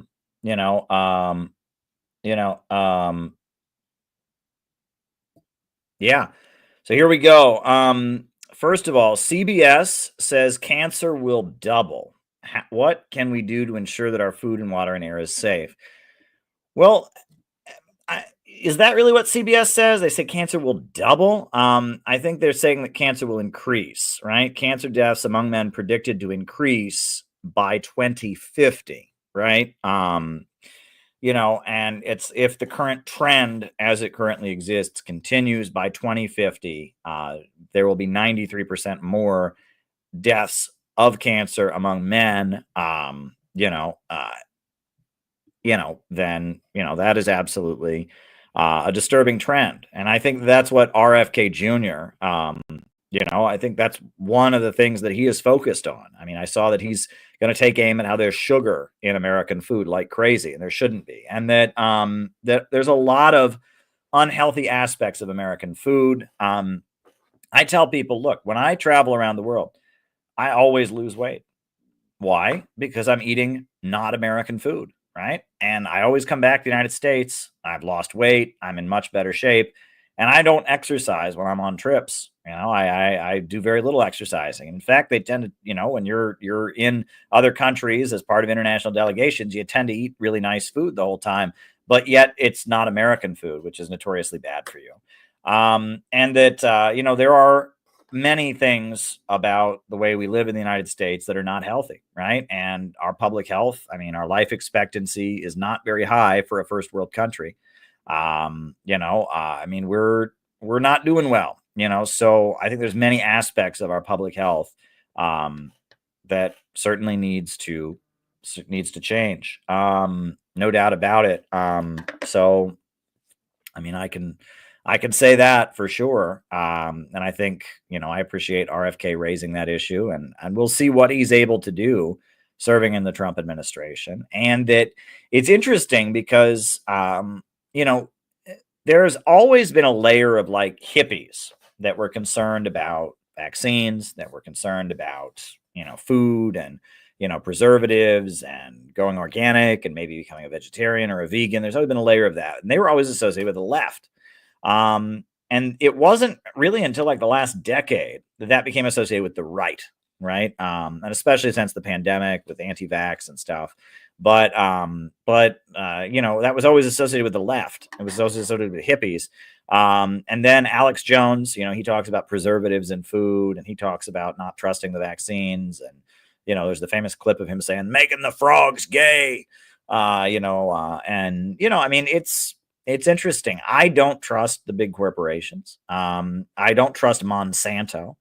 And there are some things that the natural health people say that are not true. For example, there's nothing wrong with, There's nothing wrong with genetically modified foods in principle, right? There's nothing inherently wrong with doing that, right? If you just change the genetics of food in order to produce food, that, I mean, you know, the idea that's somehow immoral, like you're playing God or something, there's nothing wrong with that in principle.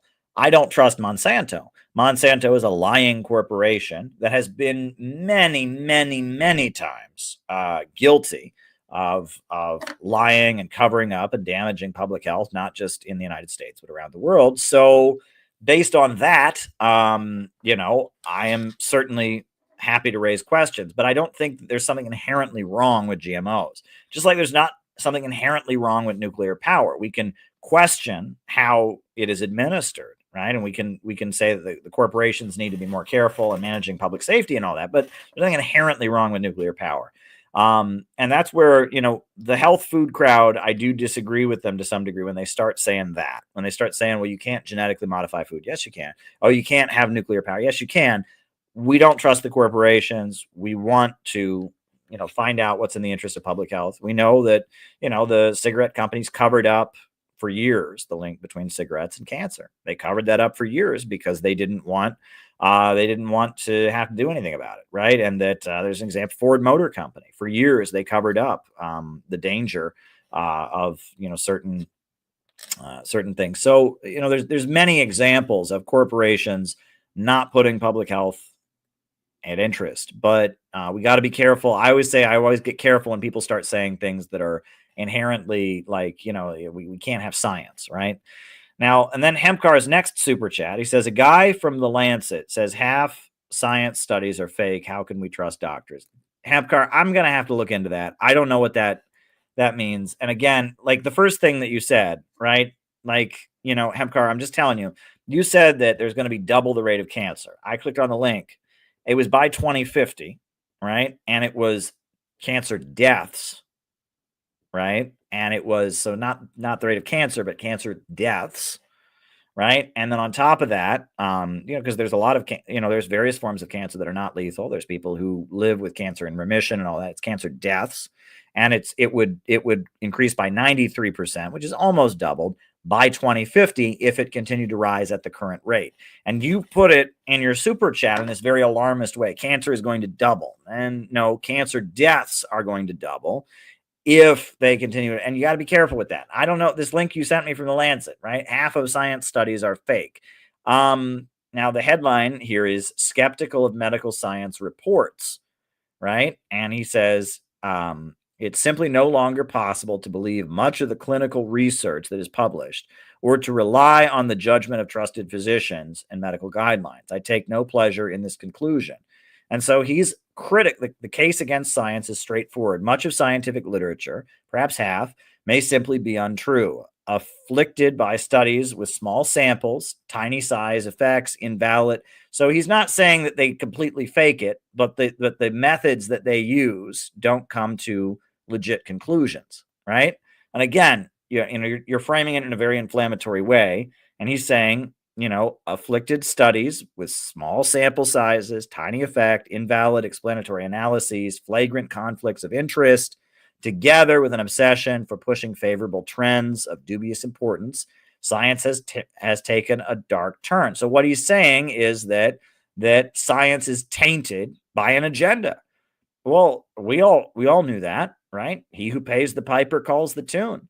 And that academia is like that. The field of economics, Richard Wolff is the first to tell you how neoliberal economics, the idea that government should just deregulate everything, that is so widely incentivized, right? If you get a degree in economics and you want a job, you push those ideas. DC think tanks will hire you if you say privatize everything. DC think tanks will not hire you if you advocate anti-imperialism or the kind of economics we talk about, because somebody's got to pay for those DC think tanks, and the people that would pay for those DC think tanks would not benefit from economic theories that come to populist conclusions, right? And that this is an age-old problem, and that I have gotten certain people in my life very angry with me by pointing this out, but science has always been corrupted. Look, there were scientific studies, the field of psychology and psychiatry is a great example. During the time of slavery, they actually had a mental illness There was a name for a mental illness of slaves who didn't want to be slaves anymore, who were trying to be free, right? And it was considered a form of mental illness. Why would a slave want to not be a slave? Well, obviously, we now know that slaves trying to be free was not a mental illness, but there was actually a name for the mental illness of slaves wanting to be free. Let me pull it up, right? It was called drapetomania, right? Drapetomania. It was called drapetomania. That was the name of it was actual mental illness. An American doctor, Samuel Cartwright, believed he could treat slaves for drapetomania by hypnotizing them, and he believed it was a mental illness of slaves wanting to not be slaves anymore. You even got a Wikipedia page, right? And there were scientific papers all about, there's this special mental illness that affects slaves that makes them want to not be slaves anymore. Well, obviously, we look at that right now and we say, drapetomania was not mental illness. And obviously, that guy, he was working for the slave owners and he was telling them what he wanted to hear. There were all kinds of, what they called scientific racism. And it was not scientific, but bunk science, proving that some races are superior to others, right? And that there's a whole history of science saying things that are popular, that people who would pay for it want to hear, right? That doesn't mean that the scientific method itself is discredited, but it's a problem. And I commend the Lancet for pointing out that this is a problem. But, to be fair, Hemkar, he didn't say half of science studies are fake. He said half of science studies are conducted in a way that they don't lead to honest, fair conclusions, right? That's what he says. That's what he's saying. And I think he's absolutely right. And this has been something that many of us have pointed out for before. Now, your third super chat or your Rumble rant, Hemkar, you said, did you hear BBC said children as guinea pigs in 2004, that Pfizer used orphans as science experiments and put them into mass graves? I'm not shocked by that. Read in this book in chapter 3, I talk about the demented sleep experiments that were conducted by Dr. William Sargent, who was a British intelligence psychiatrist, and how he put people to sleep to try and brainwash them. And many people never woke up and died because he kept them asleep for months with drugs while he was trying to brainwash them. MK Ultra, they did all kinds of evil things. The idea that these corporations do evil things, not shocked at all.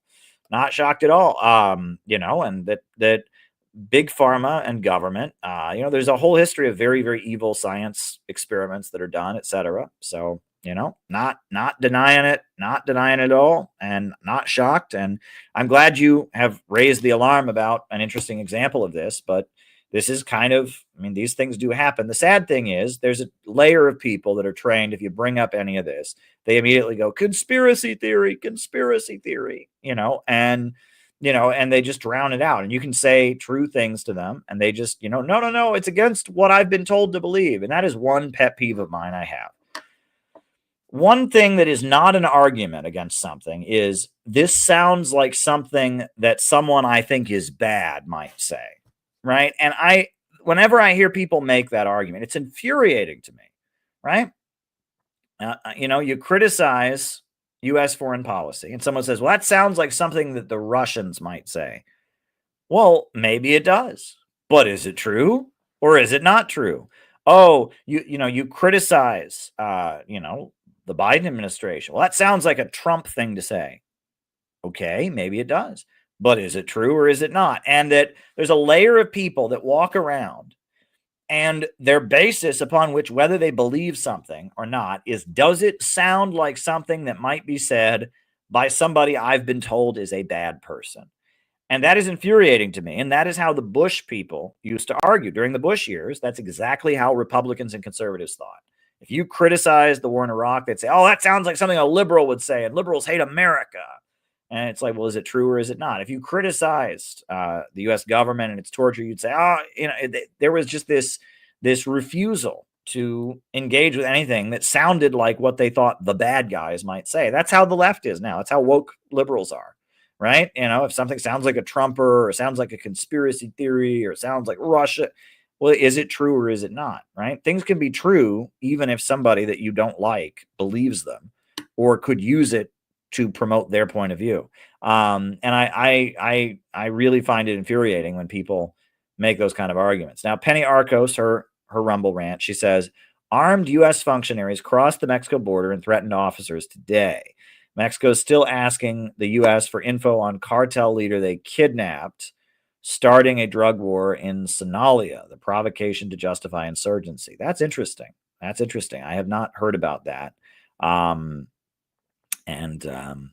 know that there's extensive collaboration between the U.S. police and the Mexican police, and that the Mexican police have, in many cases, tried to undermine the current president and the previous president, AMLO, because they're kind of so in bed with the Americans. There has also been various noise from Marco Rubio and from Ron DeSantis saying that the U.S. should militarily intervene in Mexico, allegedly to stop the cartels, but probably to reassert U.S. control over Mexico. So that is certainly disturbing, Penny, to say the least. And we should watch that situation closely. I'm not happy to hear that. Hempcar sends another super chat. He says, significant threat of the global food supply, right? Well, I mean, and I'm clicking on the link. He says, world's most evil corporation, Monsanto, buys weather big data company for $930 million. Okay. Well, right now, we know the Biden White House and the World Economic Forum and BlackRock have actually gone out of their way. They are trying to reduce global crop outputs very openly. And we saw in Sri Lanka was forced to go organic and stop using pesticides. And as a result, their crops failed. As a result of the war in Ukraine, there was a shortage of deliveries of wheat and grain and fertilizer to developing countries. And all across Europe, farmers are protesting right now because their governments in Germany and in France and in the Netherlands and Denmark and all these places, the governments are going out of their way and passing all kinds of crazy regulations to reduce the global food supply, which is insane. Why would you want to reduce the global food supply, right? Nigeria is having a crisis of malnutrition. There's all kinds of people around the world who need food. So why would you try to reduce the global food supply? Well, because they're trying to resolve a crisis of overproduction, right? This is degrowth. This is Malthusian economics. The idea, they think the problems of the world are caused by too much. There's too much stuff. And so we need to reduce, reduce consumption, reduce the amount of food that's produced, reduce the population, right? They think the world's problems are caused by too much production. And we disagree. But this is Malthusianism, and this is what I was just talking about. It's a big point in my book, and it's a big central point of what I've pointed out, right, is that there is a belief on the part of the leaders of the world. There are too many people in the world. We need to reduce consumption, reduce the population, and part of that is trying to decrease the global food supply. So there you go. And they're not happy about the boom of Russian agriculture. Right. And they're not happy about, the fact that so many African countries are getting control of their own economies and starting to produce their own food. Under Gaddafi in Libya had built the world's largest irrigation system, the Great Man-Made River. And then the USA destroyed that with NATO bombs. And that, they lose their monopoly. Right. If there's only so much food in the world, then the owners of big agribusiness corporations, they have their monopoly. But if other countries are growing their own food, then they've got competition. They don't want competition. And this is the monopolistic worldview. And this is what I continue to talk about. Degrowth is a monopolistic policy, right? The people who are currently at the top, the richest of the rich, the imperialist monopolies, if we degrow, they stay at the top. However, if growth continues, other people arise and the world changes. Unipolarity requires degrowth. The only way Wall Street and London can stay at the center of the global economy is to degrow the global economy.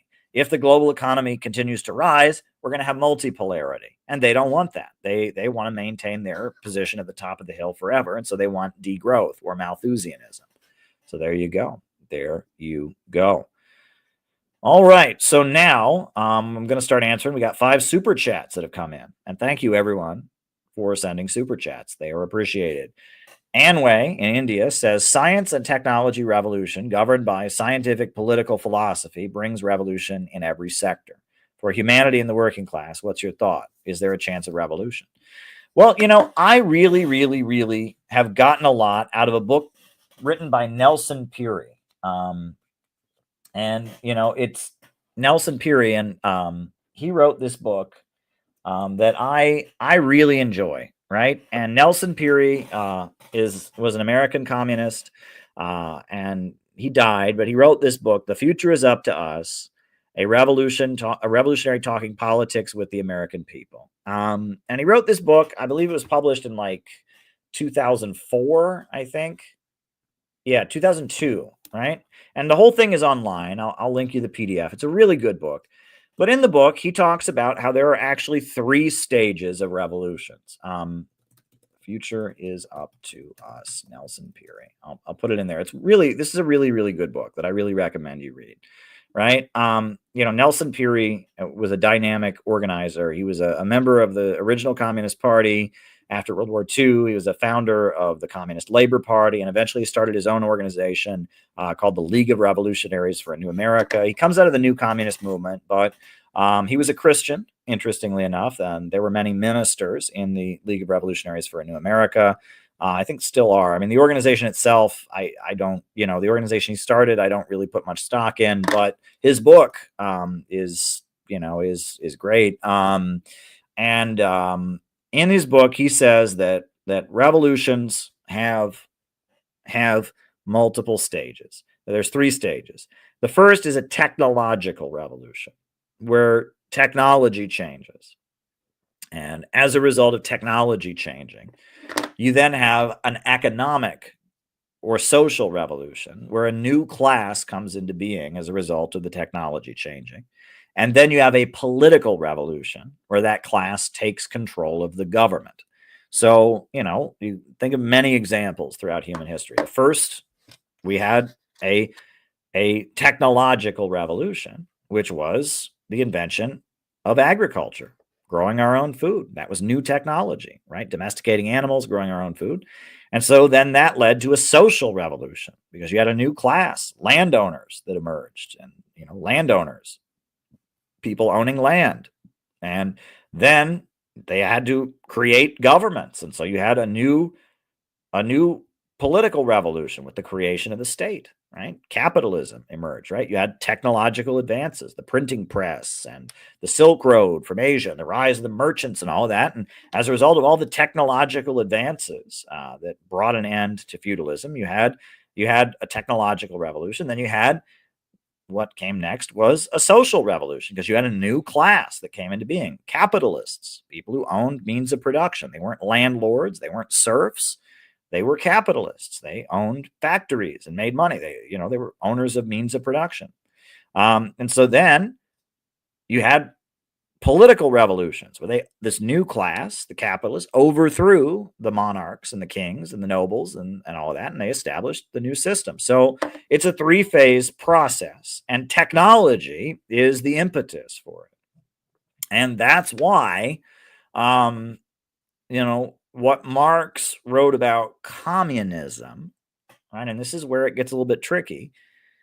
Communism, as Marx understood it, has never really come into being. And this is what Nelson Peary points out in the book, is that the Soviet Union, China, all the countries that adopted communist economic systems had the same technology as capitalism, right? It was just industrial capitalist production, organized not for profit, and that it couldn't really defeat capitalism because it was the same technological system, right? It was, comes out of capitalism.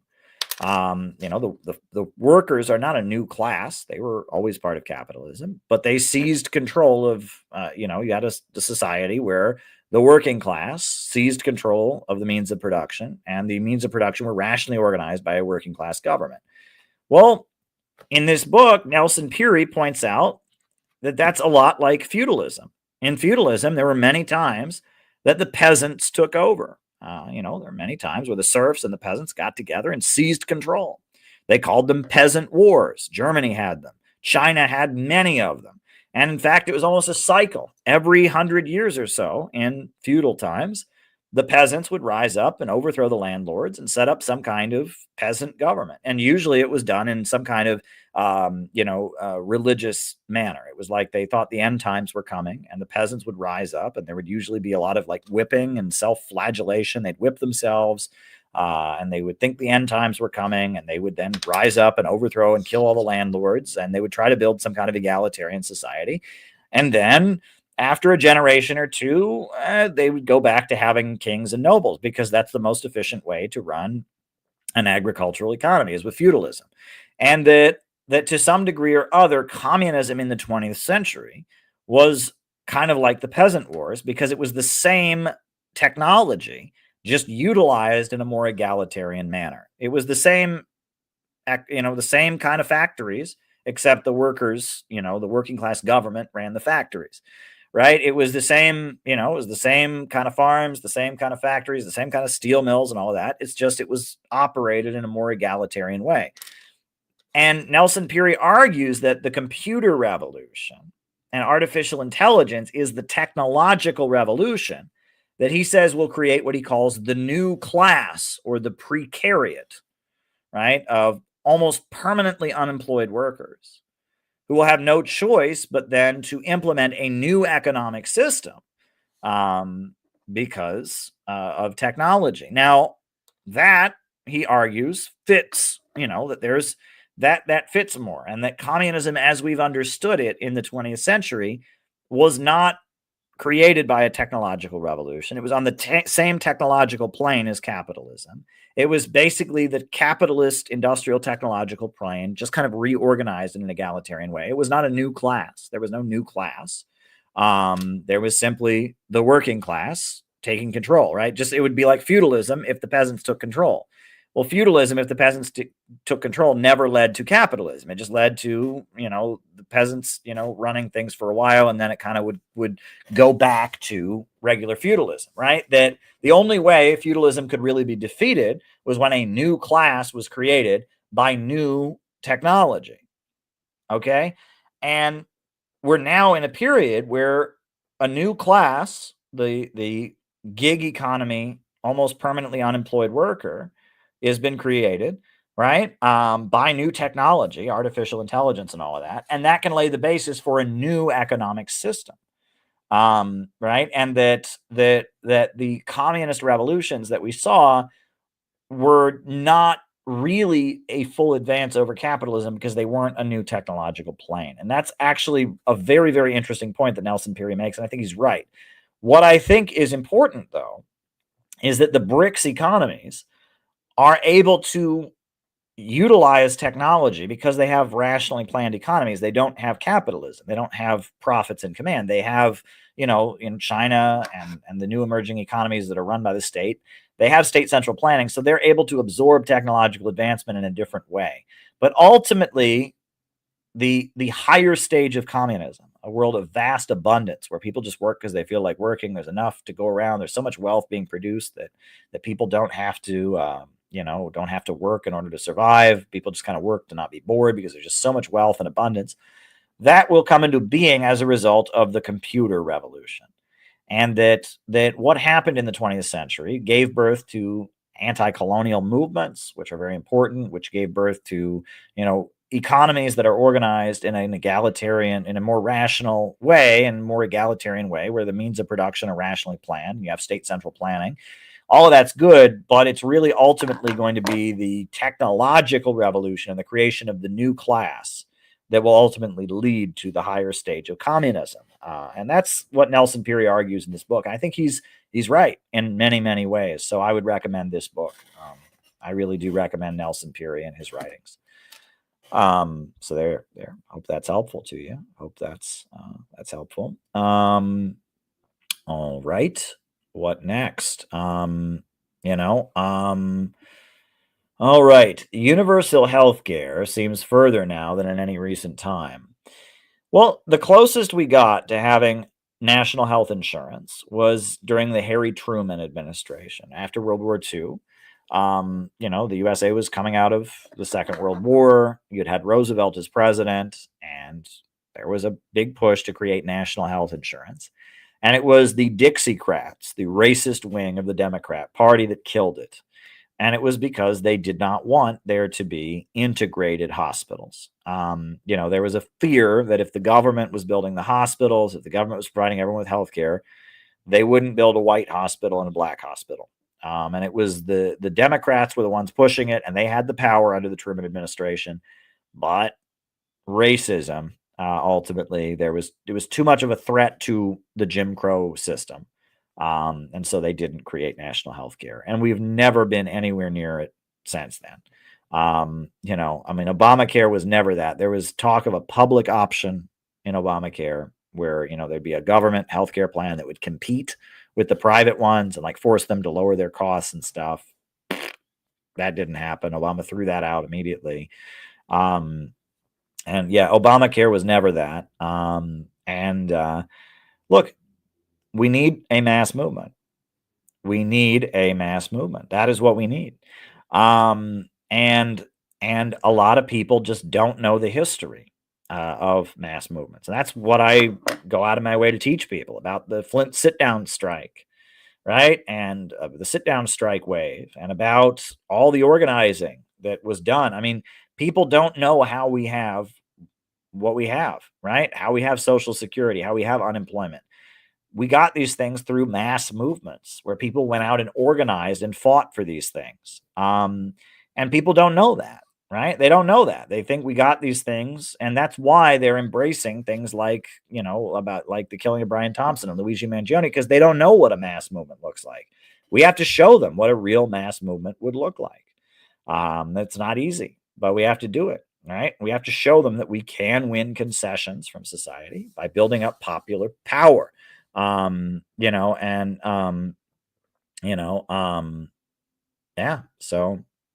have to teach people the history of mass organizing. And it's not easy, but we have to do it. So there we go. All right. In terms of popularity, could Trump surpass FDR if he does good things?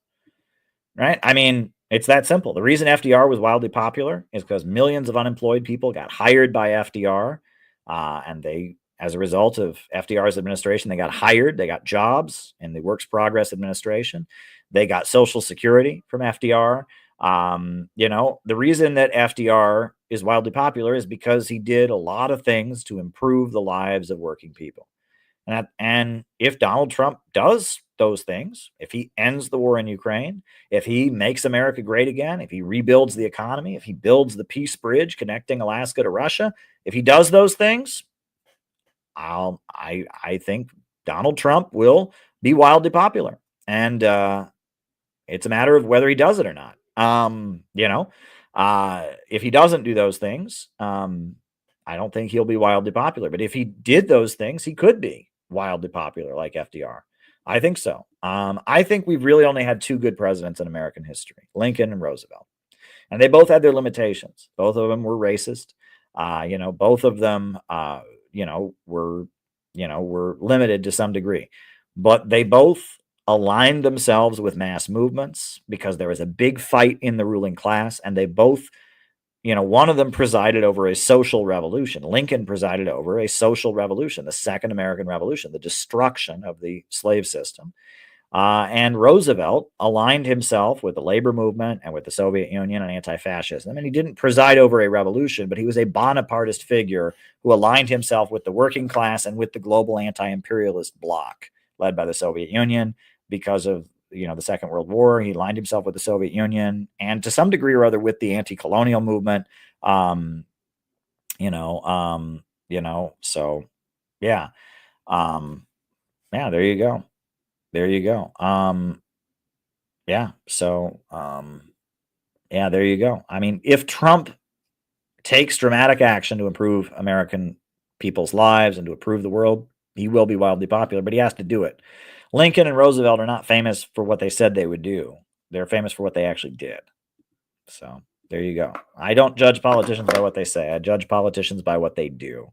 And if Trump takes action, but we have to, and this is, again, people don't want to hear this. If we aren't there to applaud loudly and show massive public support for what Trump does, if he does good things, if we aren't there to push Trump to do it, if we're not there loudly supporting Trump every time he does something good, he's not going to do good things, right? If Trump is under attack, which he's clearly under attack, the majority of his class, was against him, but they're now backing into supporting him, Jeff Bezos and all of them. But, if Trump, for example, starts moving for peace on the Korean Peninsula, we need to loudly be out there and support him. We need to support Tulsi Gabbard as she's being sworn in as intelligence director. We need to loudly support anything good that Trump does. And if we can't do that, we can't expect anything good to happen, right? I mean, if we're not able to, if Trump doesn't see that there's massive support for any good thing he might do, he's not going to do any good thing, right? We have to have Trump's back when he does good things. We're not going to have his back when he does bad things, and we're certainly not going to offer blind support. But when Trump does good things, we need to be the cheering section, the amen corner, applauding for Trump doing those good things, and he may very well do them. We have a responsibility. We need to decide to be strategic and say we need to get everything we can out of the Trump administration. Anything Trump does to move toward world peace, to make the economy stronger, to stand up to the FBI, we need to support that, right? And if Trump lets us down, which I'm sure he will in many different ways, but anytime he does something good, we need to very, very loudly support them. And that's all we can do. That's all we can do. So, all right. Why is the left so obsessed with trans and World War II? Trans and World War II and anti-class solidarity. While Ilan Vivek 90s shows in a war with MAGA on the working class. I don't even know what the second part there is about Ilan and Vivek 90s shows. I don't know what that's about. But are they obsessed with trans and World War II? Well, World War II is a kind of tragic point of reference in American politics. Neocons are notorious. They would compare, I think George Herbert Walker Bush, when he, fought with Iraq, he referred to Saddam Hussein as a Hitler. And that the narrative that World War II was the USA opposing a dictator, rescuing people that were under genocide, and that every regime the USA goes up against is like Hitler. And anyone who disagrees with U.S. propaganda against any country is the equivalent of a Holocaust denier. That is standard neoconservative rhetoric. Yes, I'm aware of the war in MAGA. I'm aware of the HB thing. I've talked about that. Come on now. But that's standard neocon rhetoric, referring to World War II as the endless point of reference, because the USA was on the right side of World War II. The USA looks very, very good when you talk about World War II. For leftists, right, there is kind of a, of 1930s politics, kind of as the permanent reference, right? For example, the argument that was given by Vosh for why we were supposed to vote for Biden was because the Social Democrats and Communists of Germany didn't combine in the elections to block Hitler. Now, Trump is not Hitler. Biden is not a social democrat or a communist in 1930s Germany. It's an absurd argument. But why did he say that? Because there is this weird, that's part of the left narrative, right? So it's this has been kind of a recurring theme that we've come back to on these live streams. The left and the right in America at this time are both dominated by the same school of thought and a certain mentality, and it's anti-populism, okay? And on the right, it is the neoconservatives and the neocons, Leo Strauss and Irving Kristol.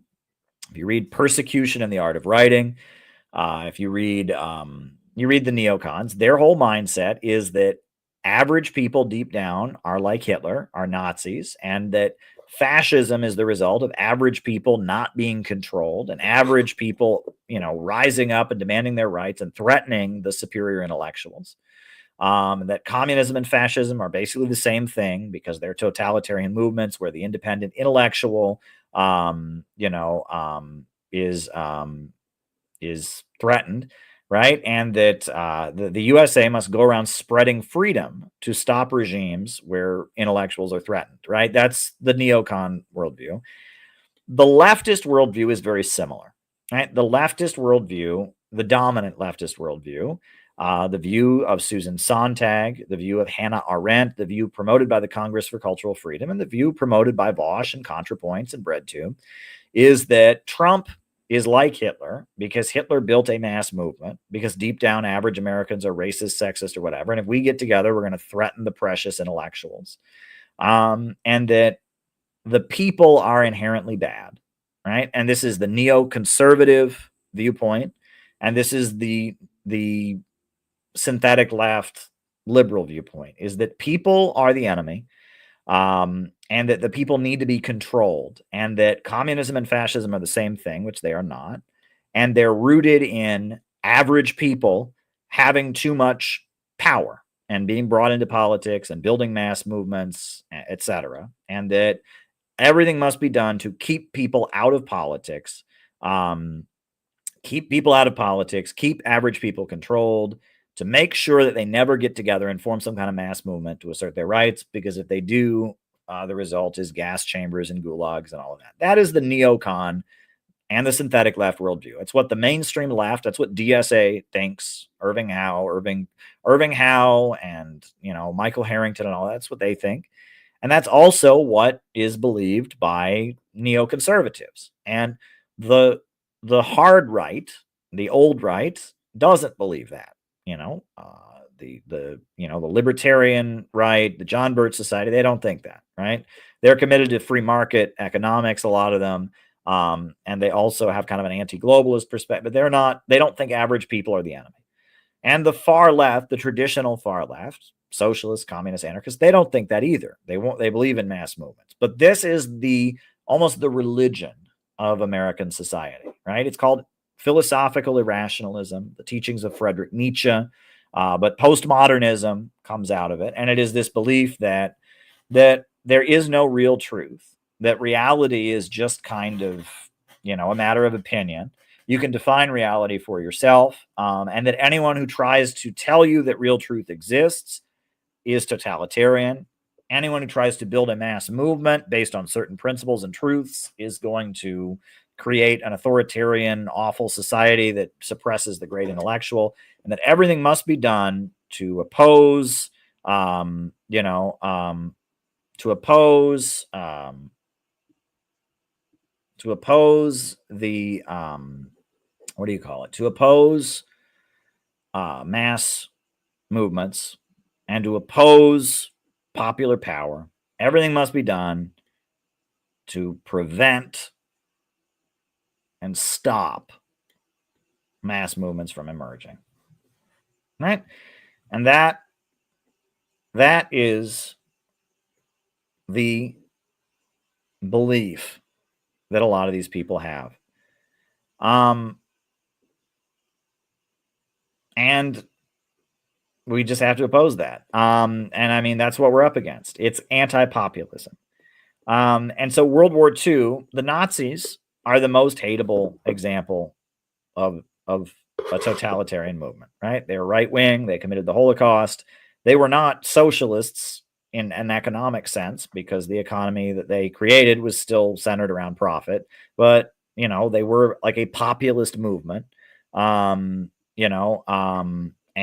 because they were a populist movement, and because, they fought against the United States in World War II, they are kind of like the symbol of what we're led to believe that every mass popular movement is, which is not the case, right? And, and then there's an equating of Nazi Germany with the Soviet Union, which is not accurate. There's an equating of Nazi Germany with any populist or mass movement. I mean, there's that they just published a book attacking Jerry Healy, the British Trotskyite leader, who was very pro-Palestine. And if you read the book is full of lies, and we've debunked it on here. We did, but what's important about the book is that the book is feeding a narrative. If you read it, Jerry Healy, this British Trotskyite, is Hitler. He's Hitler. And it's full of lies. They smear the guy. They attack him over his personal life and all this stuff. And they just make stuff up, and they just smear him. And this guy's been dead for 35 years, but they're canceling him because they see him as the danger of a leftist movement, of a mass populist movement. And he was pro-Palestine. And so, and if you look at it, I mean, they're accusing him of being anti-Semitic for thinking that the media is pro-Israel. And you look at it, right? I mean, it's shocking to me, but this guy's been dead for so long, but they just published a book. DSA just published a book attacking Jerry Healy, smearing Jerry Healy, because he's like a leader of a mass movement. And if you read this book, they create a narrative where Jerry Healy is Hitler. And he's pro-Palestine, which means he wants to kill the Jews. He thinks the media is, anti-Palestine, pro-Israel, so he must be saying the media is controlled by the Jews, so he's anti-Semitic, and he's a cult leader, and and you look at it, it's like they have like a one-size-fit-all. In their mind, any mass movement is Hitler. That's what they believe, right? And, that the Soviet Union was just the same as Hitler, which it wasn't. That this Jerry Healy guy in Britain, this British Trotskyite who did a lot of pro-Palestine work, that he's Hitler, right? That they're all Hitler, right? They're all Hitler, and that really what they're saying is that deep down, we're all Hitler, is what they believe, right? Deep down, we all are a bunch of Nazis, and that's why we need to be controlled. And this is what neoconservatives believe, and this is what the synthetic left believes, right? And that fascism is just a result of our inner evil, right? That human beings deep down were just evil, mean, bigoted, hateful people, and that fascism is just what happens when we get together. And that's not true, right? And R. Palm Dutt wrote a very, very good book about how fascism is rooted in economics.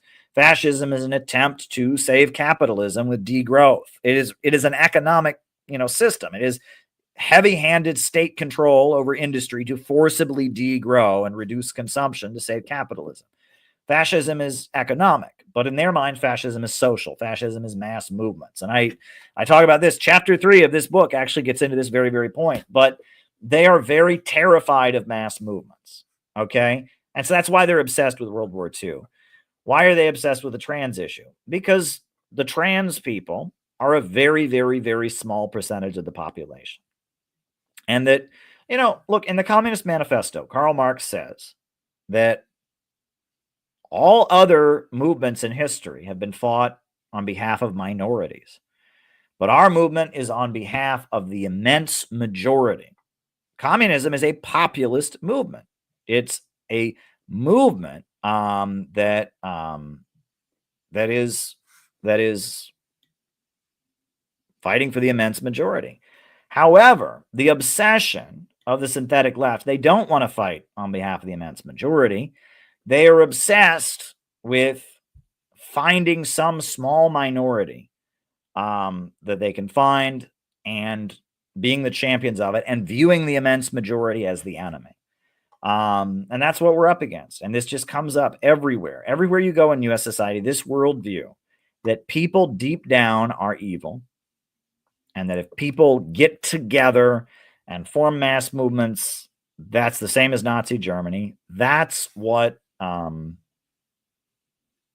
that's what we're up against. This is the philosophical irrationalist worldview. But anyway, yeah, so that's why they're obsessed with the trans issue. That's why they're obsessed with World War II. And it's because they have an anti-populist worldview, just like the neocons. All right. What will it take for them to release documents of 9/11? Will that be anytime soon? Well, there was the 28 pages about Saudi Arabia that for many years were classified. They did release those. That was a big victory. A lot has actually come out about 9/11. Gray Zone revealed some stuff about the hijackers that was revealed. A lot has actually been released about 9/11.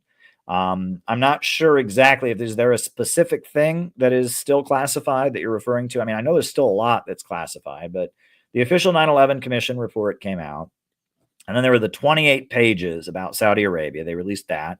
Gray Zone has also released some stuff about the hijackers and connections between the CIA and the hijackers and stuff. There's a lot that's out there already. So there you go. Vivek and Elon hate Americans. I mean, yeah, Vivek, I defended Vivek in his critique of American culture because I do believe that we have a very anti-intellectual culture. I think he was right about that. But at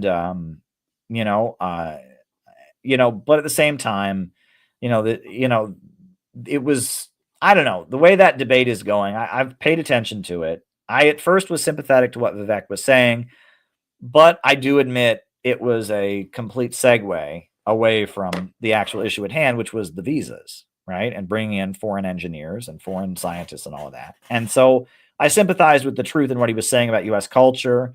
But at the same time, the stuff he was saying about visas and all of that. Look, right now in America, we don't have the engineers and scientists that we need.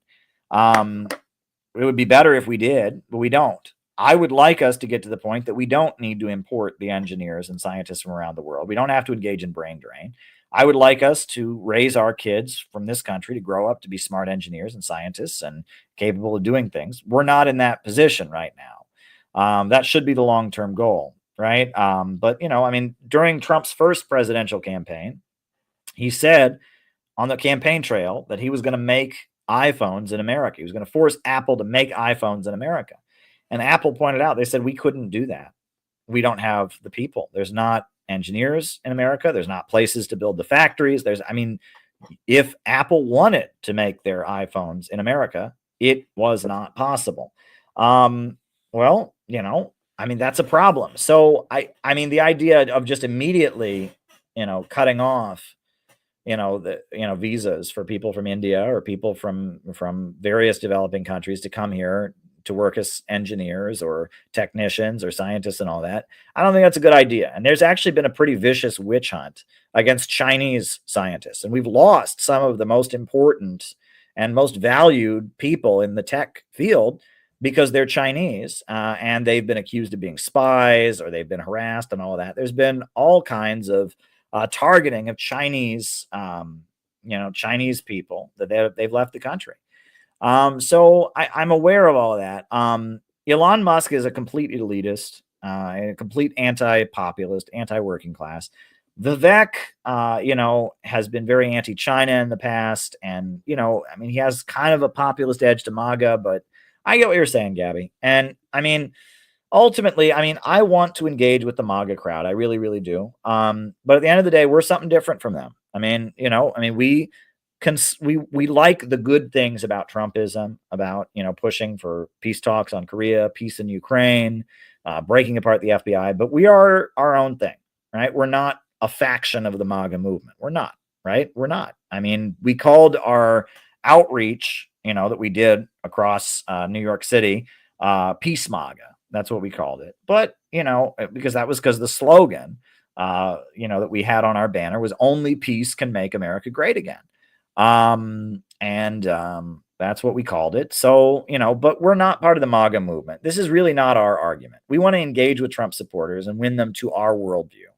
That's what we want to do. Right. And our worldview is we're anti-imperialists. We're anti-globalist. We're in favor of economic growth. We're in favor of a government of action to fight for working families. So we need to pay attention to these arguments. But there's nothing inherently wrong with immigration, right? Immigration is not the problem. There is something very, very wrong with the U.S. educational system. So, I've paid attention to that fight going on, and maybe I jumped the gun by backing up Vivek in what he was saying about anti-intellectualism in American culture. Maybe I jumped the gun there. But that said, I don't feel like we should get down and dirty into that fight because what's the point? What's the point? Okay. Yeah. So, Mocracy, I'm not going to put your super chat on the screen because I've actually, many people come on here and ask about that very issue, about those individuals that you named, right? And I mean, I'm not going to get into too much detail about this because it's really depressing. It's really, really depressing. We're not thrilled about it. We're disappointed by how people have acted and conducted themselves. But you mentioned two entities there. Those entities have been vicious to us and have done unforgivable things to me personally, and to other members of our community. And we want to get along with them, and we have tried endlessly to get along with them, and they have rebuked us. They have called our organization really nasty names. They have attacked me on a personal level.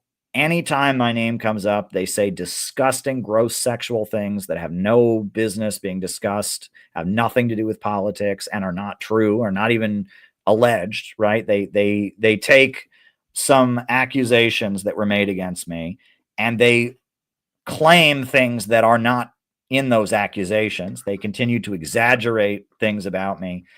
And it's because, look, we are doing what they should be doing, right? They don't know what they're doing. And what they're doing is they're building a social media fandom. And they want to have a big social media fandom. And because of that, they don't want competition, right? And they see us as competitors because if people are watching us, then they're not watching them.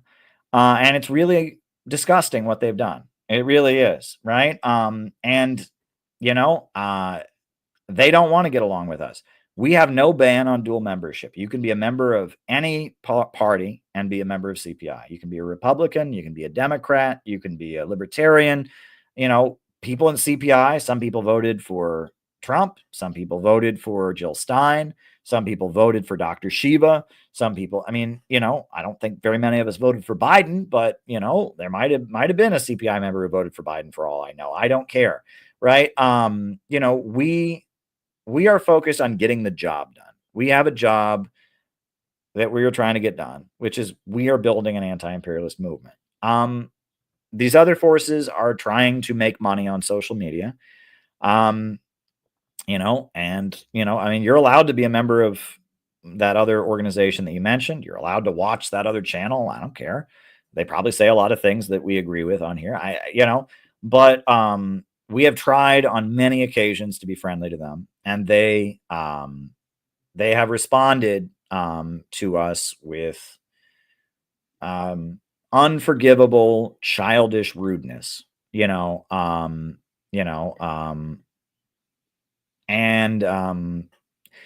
just no point in. It's kind of depressing, and I really don't even want to spend much more time on it because they've had every opportunity in the world. If they wanted to get along with us, they would. They don't, because then people might watch us and not watch them, right? I don't know what to say about it. If you want a community to be part of, join the Center for Political Innovation. We're a real community, and we're getting real operations done. And go watch, if you weren't here earlier, and go watch our end of the year video that we did, and it shows you all the stuff we've done, right? And what have they done? But they don't even understand why what we did is important. They attacked us for supporting the Uhuru movement. I am not exaggerating. I can show you screenshots of when I emphasized how important it was to stand with a group of Black revolutionaries that were, indicted and had their homes raided by the FBI. Members of that organization attacked us for doing that and said that, that's just like being in the protest cage. They have millions of dollars in funding, right? And I confronted people that are with that organization. I said, why aren't you doing anything to support the Uhuru movement? And they said to me, quote, we can't afford to go to the cities we can't afford to go there. We don't have enough money. And certain people in that organization have millions of followers on social media and come from millionaire families. They can afford it. They just don't care, right? In fact, they're probably happy that the Uhuru movement got arrested. In fact, I was kind of told on the phone that they were happy the Uhuru movement got arrested because they're competition, just like they're happy with anything, that happens to me. And why they bring up, whenever my name comes up, They can't say we disagree with him or he did this or that. It's always just some stupid sexual childishness. And that, I mean, these people, I mean, I don't know what do you want me to say about it? I'm trying to be polite here, as polite as I can be, but honestly, it just makes me angry because these people, I mean, they're leading people away from doing the job that needs to be done. We're trying to get the job done. There's a job that needs to be done, which is build an anti-imperialist movement. They are not doing that job. And I got to tell you, I am done with the word communist entirely.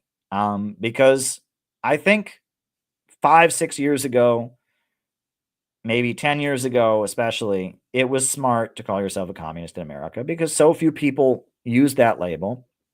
It created an opening, right? There was an interest in that ideology, but very few people, right? Yeah, Peter, before they went after me, they went after Peter, and they announced to the world that Peter was anti-China, which he isn't, right? They put out a press release, no quotes or anything, just announcing, oh, Peter is anti-China. I mean, these people are idiots. They're idiots, and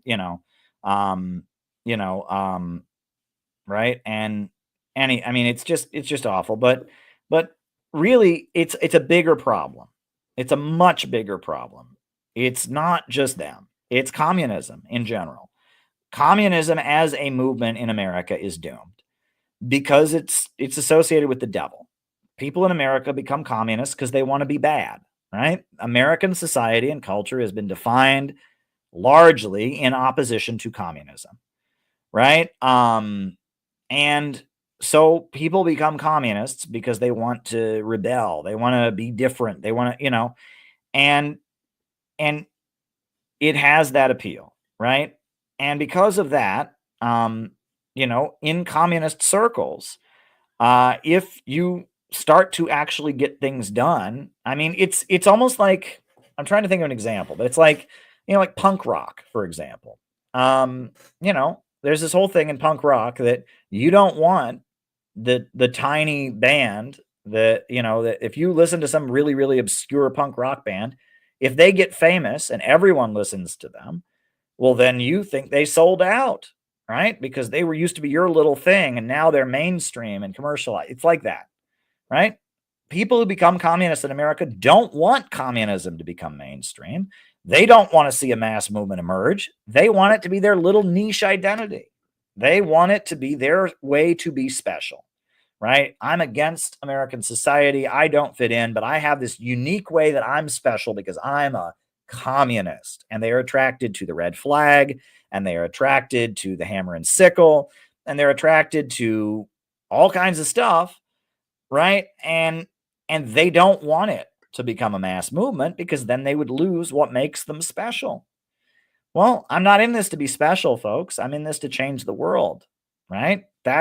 And I don't want to have a niche identity to be special. But unfortunately, in America right now, being a communist for a lot of people is a niche identity that makes them special. It's a fandom. Peter Coffin has written a great deal about the concept of fandom and how toxic it is, right? And social media makes it worse. Whereas, at this point, a lot of these people don't even, the idea of building some kind of mass movement to actually change the world doesn't even occur to them, right? So we're disappointed by them. But honestly, the less we engage with them, the better. Because to some degree or other, they don't know what they are doing, right? And they are determined that whatever they do, they will lock us out of it because they see us as competition. And they don't know what they're doing. So if we continue to engage with them and criticize what they do, they will figure out what they should be doing and start to do it, and do it in a way that locks us out, right? And so why should we engage with them? Look, 5-6 years ago, Peter Coffin and myself both came out in support of patriotism, patriotic socialism, right? And we said that this idea that American flags are bad and that, we can't be patriotic, this is bunk. Socialism and anti-imperialism will make a better country. And we got canceled like you would not believe, right? Thousands and thousands of tweets were made about how Peter Coffin and myself were white supremacists, about how patriotic socialism is actually white nationalism. And it was just common knowledge that apparently, even though I have a wife who's not white, and even though I've been arrested at anti-racist demonstrations, I was going to police, I'm the grand wizard of the KKK. And, everyone knows that patriotic socialism, Center for Political Innovation, we're actually neo-Nazis and we're national socialists and we're trying to bring about a victory for the white race. I mean, and it was one of the most vicious, nasty smear campaigns ever. And it was really because I went and talked to Alexander Dugin. Alexander Dugin is an important Russian intellectual who is hated by American intelligence, right? And I went to support the students at New School University here in New York City when they were occupying their cafeteria. I was asked to leave, right? Because everyone knows he works with Richard Spencer. I don't work with Richard Spencer. I've never met Richard Spencer in my life. I have nothing to do with Richard Spencer. Oh, he works with Richard Spencer. And it was unbelievable. I couldn't go into leftist spaces. I lost friends. People wouldn't speak to me. All kinds of people that I knew that I was close to were pressured to cut me off. I was put through hell, right? And certain people who shall not be named, right? They saw this happening and they said nothing about it. They didn't speak up on my behalf. They didn't defend, nothing. And then after this happened, after 5 or 6 years of Peter and I being called Nazis and canceled and all of this, they come out with a book. They write a book about how they believe in a phrase that I coined, socialism with American characteristics. They believe in that. And they don't even acknowledge, not one tweet acknowledging what Peter and I went through, not one, I'm sorry to see, nothing. They were just, and then they had the gall, after no acknowledgement, nothing about what we went through, to call up CPI members, not to come speak at their event, but to just be butts in seats for the book release party of their book about patriotic socialism. It was unbelievably insulting.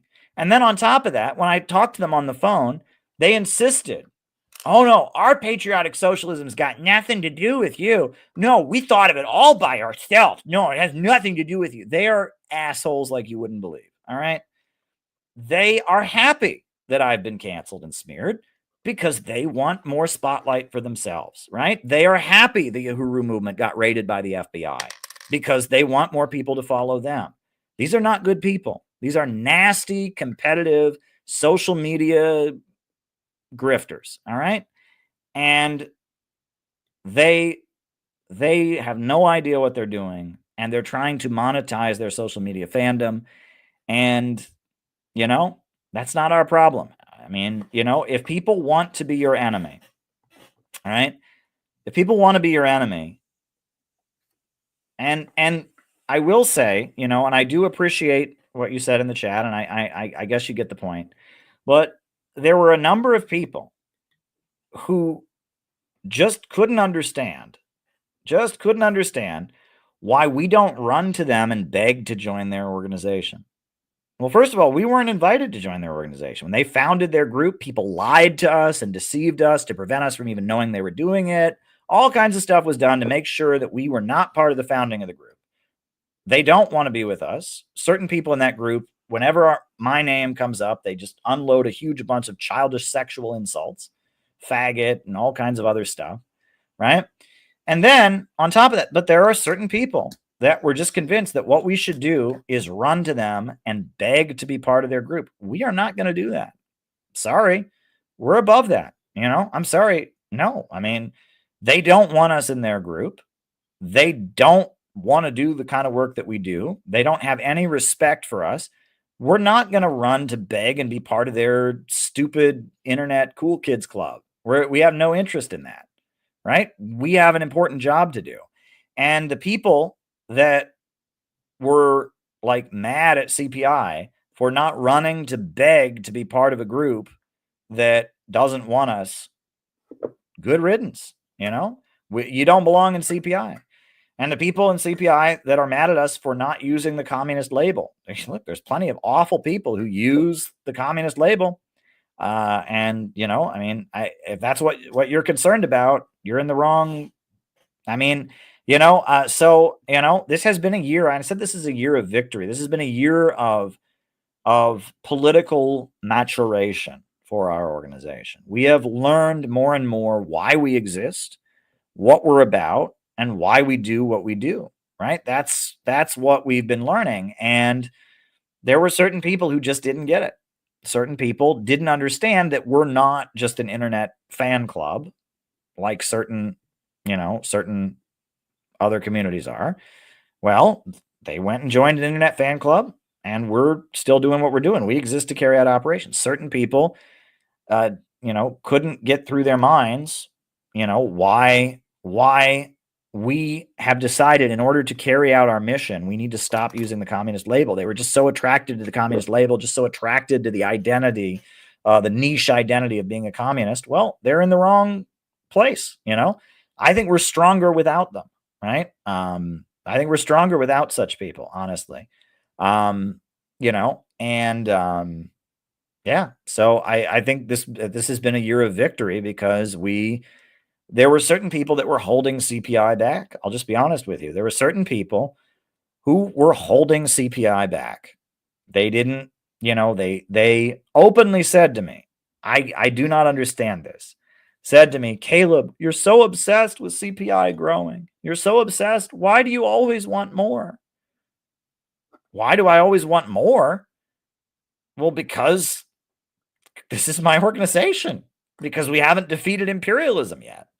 But that was literally said to me. Why do you always want more? You just always want more and more and more. Yeah. Have we defeated U.S. imperialism yet? Have we built a new America with a government of action to fight for working families? Yeah. I'm going to keep wanting more. Yep. Yes, sir. Yes, sirree, Bob, as they used to say. They're like a 1960s phrase. Yes, sirree, Bob. See you later, alligator. Yeah, I do want more, right? And like the fact that there were people in our group who thought there was something wrong with me because I wanted the group to keep growing. I mean, I'm glad they're gone. Look, I mean, it would be one thing if I was making demands on these people. If I was telling these people, you must do more. I wasn't doing that, right? I wasn't saying, I'm not asking you to do more. Not asking you to do more, but we as a group are going to do more, right? Yeah, we're going to carry out more operations. We're going to recruit more people. We're going to have more events. We're going to publish more books. Yes, we as a group are going to keep going. I mean, we have a mission to carry out. We have to expand. We have to change the world. That's why we exist. So it's been a year of challenges, right? I will say that it is a struggle in our time. I mean, this is a spiritual thing. And again, I'm going to keep reading this book because chapter 3 of this book hits this point very hard. There is a much bigger fight going on in the universe. It's a much, much bigger fight at this point. We are waging a daily battle against pessimism.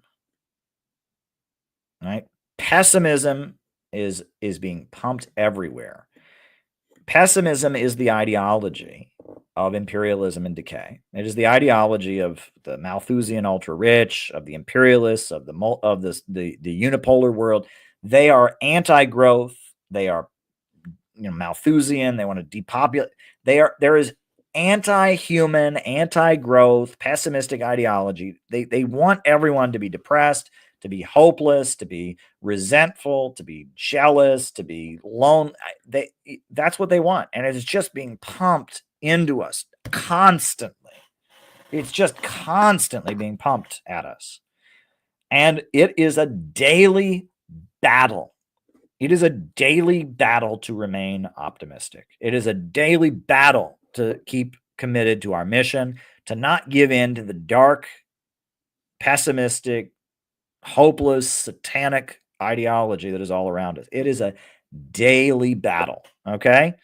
And it's coming at us from our phones, and it's coming at us from our computers, and it's coming at us from other people in our lives who have given it. You have to be constantly vigilant And you have to be constantly training yourself not to give in to this pessimism, to keep optimism, to keep going, to keep trying hard, to keep making sacrifices, to keep having relationships and friends. It's a daily battle, but you have to do it. You have to do it, right? And I got to tell you, what I do, I love the work of Wallace Wattles, right? He wrote The Science of Getting Rich, The Science of Being Great, etc. He was a socialist. He wrote, A New Christ. He was a Christian socialist. I listen to his books like background music all the time. When I'm, getting up in the morning, taking a shower, I got a Wallace Wattles book on as I'm taking a shower, right? And I am just constantly trying to fill myself with energy and optimism and pro-growth attitudes. The reason that I premiere every Sunday, I premiere like a really long video on this YouTube channel. 8 hours, 5 hours, 7 hours. The reason is I know there are people who use this YouTube channel for the same thing. You need to battle against the pessimism and the hopelessness and the degrowth and all of that, right? So my voice helps you do that. And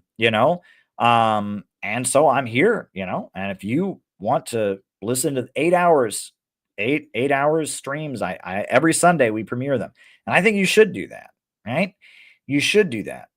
Put those 8-hour streams on, and you don't have to listen to every word or whatever. Obviously, you got 8 hours, just use it as background noise as you clean your apartment, as you exercise or whatever. Use it as background noise, right?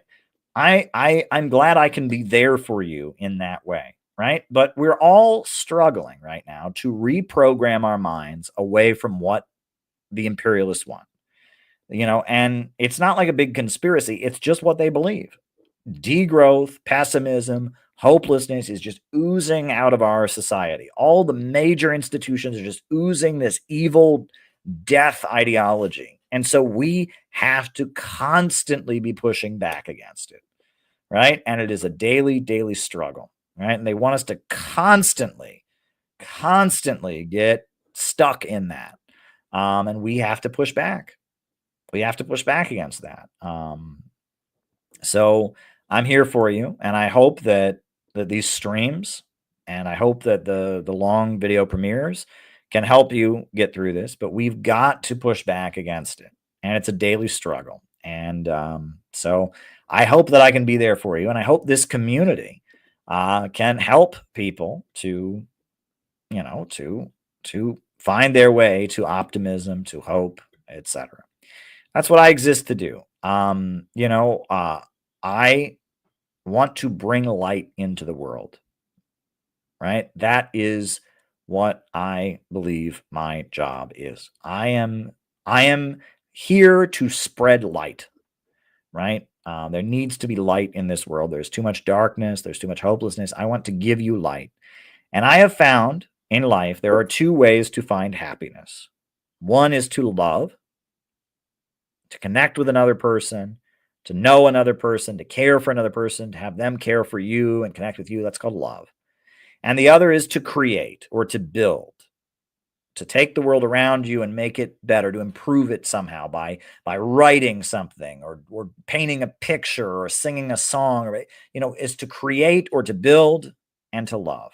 Those are the two ways that you can find happiness in this world. And CPI, our organization, exists so that you can do both of those things as you learn about how the world works and as you try to participate and push the world in a better direction. Well, I want you to have the ability to connect with other people, comrades, people that you can work with. And I also want you to be able to engage in projects that will teach people, that will educate people, that will help them learn. That's what I hope CPI can offer you. And take it or leave it. Take it or leave it. That's, no one's making you join CPI, and you're welcome to leave at any time. We don't require people stay. And if people leave for a little while and they come back, and all of that. But we exist as an organization to give you a place where you can find love and where you can build and create. And to do it as we put out our message that helps people to understand the world and the crisis that we're in. That's why we exist as an organization. That's why we're essentially important, and that's why I'm not going to give up. And that's why, despite the fact that I do try to, you never want to hurry anything in life. You never want to have a panicked hurry. You want to take things at a reasonable speed. But that said, that's why there's never going to be enough, because I see an urgent need for what we're doing. I feel very, very passionate about what we're doing. And I, just like you, I need to love and I need to create in order to find happiness, right? I need people that I can work with and feel a bond with. And I also need to create, So, that's why our organization exists. And we're going to help create, and we're going to help love and build. And and we're headed to the inauguration. So if you are able to join us at the inauguration in DC, if you're able to come, we would like you to register so we know you're coming. That would be important. So please register. That would be great. Another thing that you can do, if you can't come, or if you are coming, one thing that you can do is contribute to the inauguration fund, right? We are paying a lot of money for this event, right? I'll just be honest with you. It's costing us a lot. We think it's really important. But as I told you, we're paying $8,000 just for the food. And that doesn't include, the amount that we have to pay for the Airbnb for people that are coming from out of town. That doesn't pay for the big banners that we order. That doesn't pay for the plane tickets for people that are coming in from out of town. So we would really appreciate it if you could donate to the inauguration fund. This will help fund our activities for the inauguration in DC. The GoFundMe, we've already raised $300, which is great, but it's nowhere near the $8,000 that just the food at the event is going to cost us. And we've already paid for it. So if you can donate to help us do our Washington, DC event, that's great. It's appreciated. And then, and small contributions are fine. $5, $20, it all helps. And then the next thing, after the inauguration, the next big thing that we are doing is the convention in Chicago this summer. That is going to be big. And the convention in Chicago is a really big deal. And we got a lot of work to do. I'm trying not to even think too much about the convention right now, because the inauguration is our next big thing. But the convention in Chicago is going to be big. So there's that. So thank you, everybody. Look, our community is gold. Our community is gold. And I am trying to just focus on our community and all the great things that we achieved last year and all the great things we're going to achieve this year. I'm very excited. So dare to struggle, dare to win. I'm going to put on the closing music. We'll be back. If not tomorrow, sometime soon, we'll be back. We'll be back. All right. Thanks, everybody. New upsurge in the struggle against U.S. imperialism is now emerging throughout the world. Ever since World War II, U.S. imperialism and its followers have been continuously launching wars of aggression. But the people of various countries have been continuously waging revolutionary wars to defeat their aggression. And while the danger of a new world war still exists, and the people of all countries must get prepared, revolution is the main trend in the world today.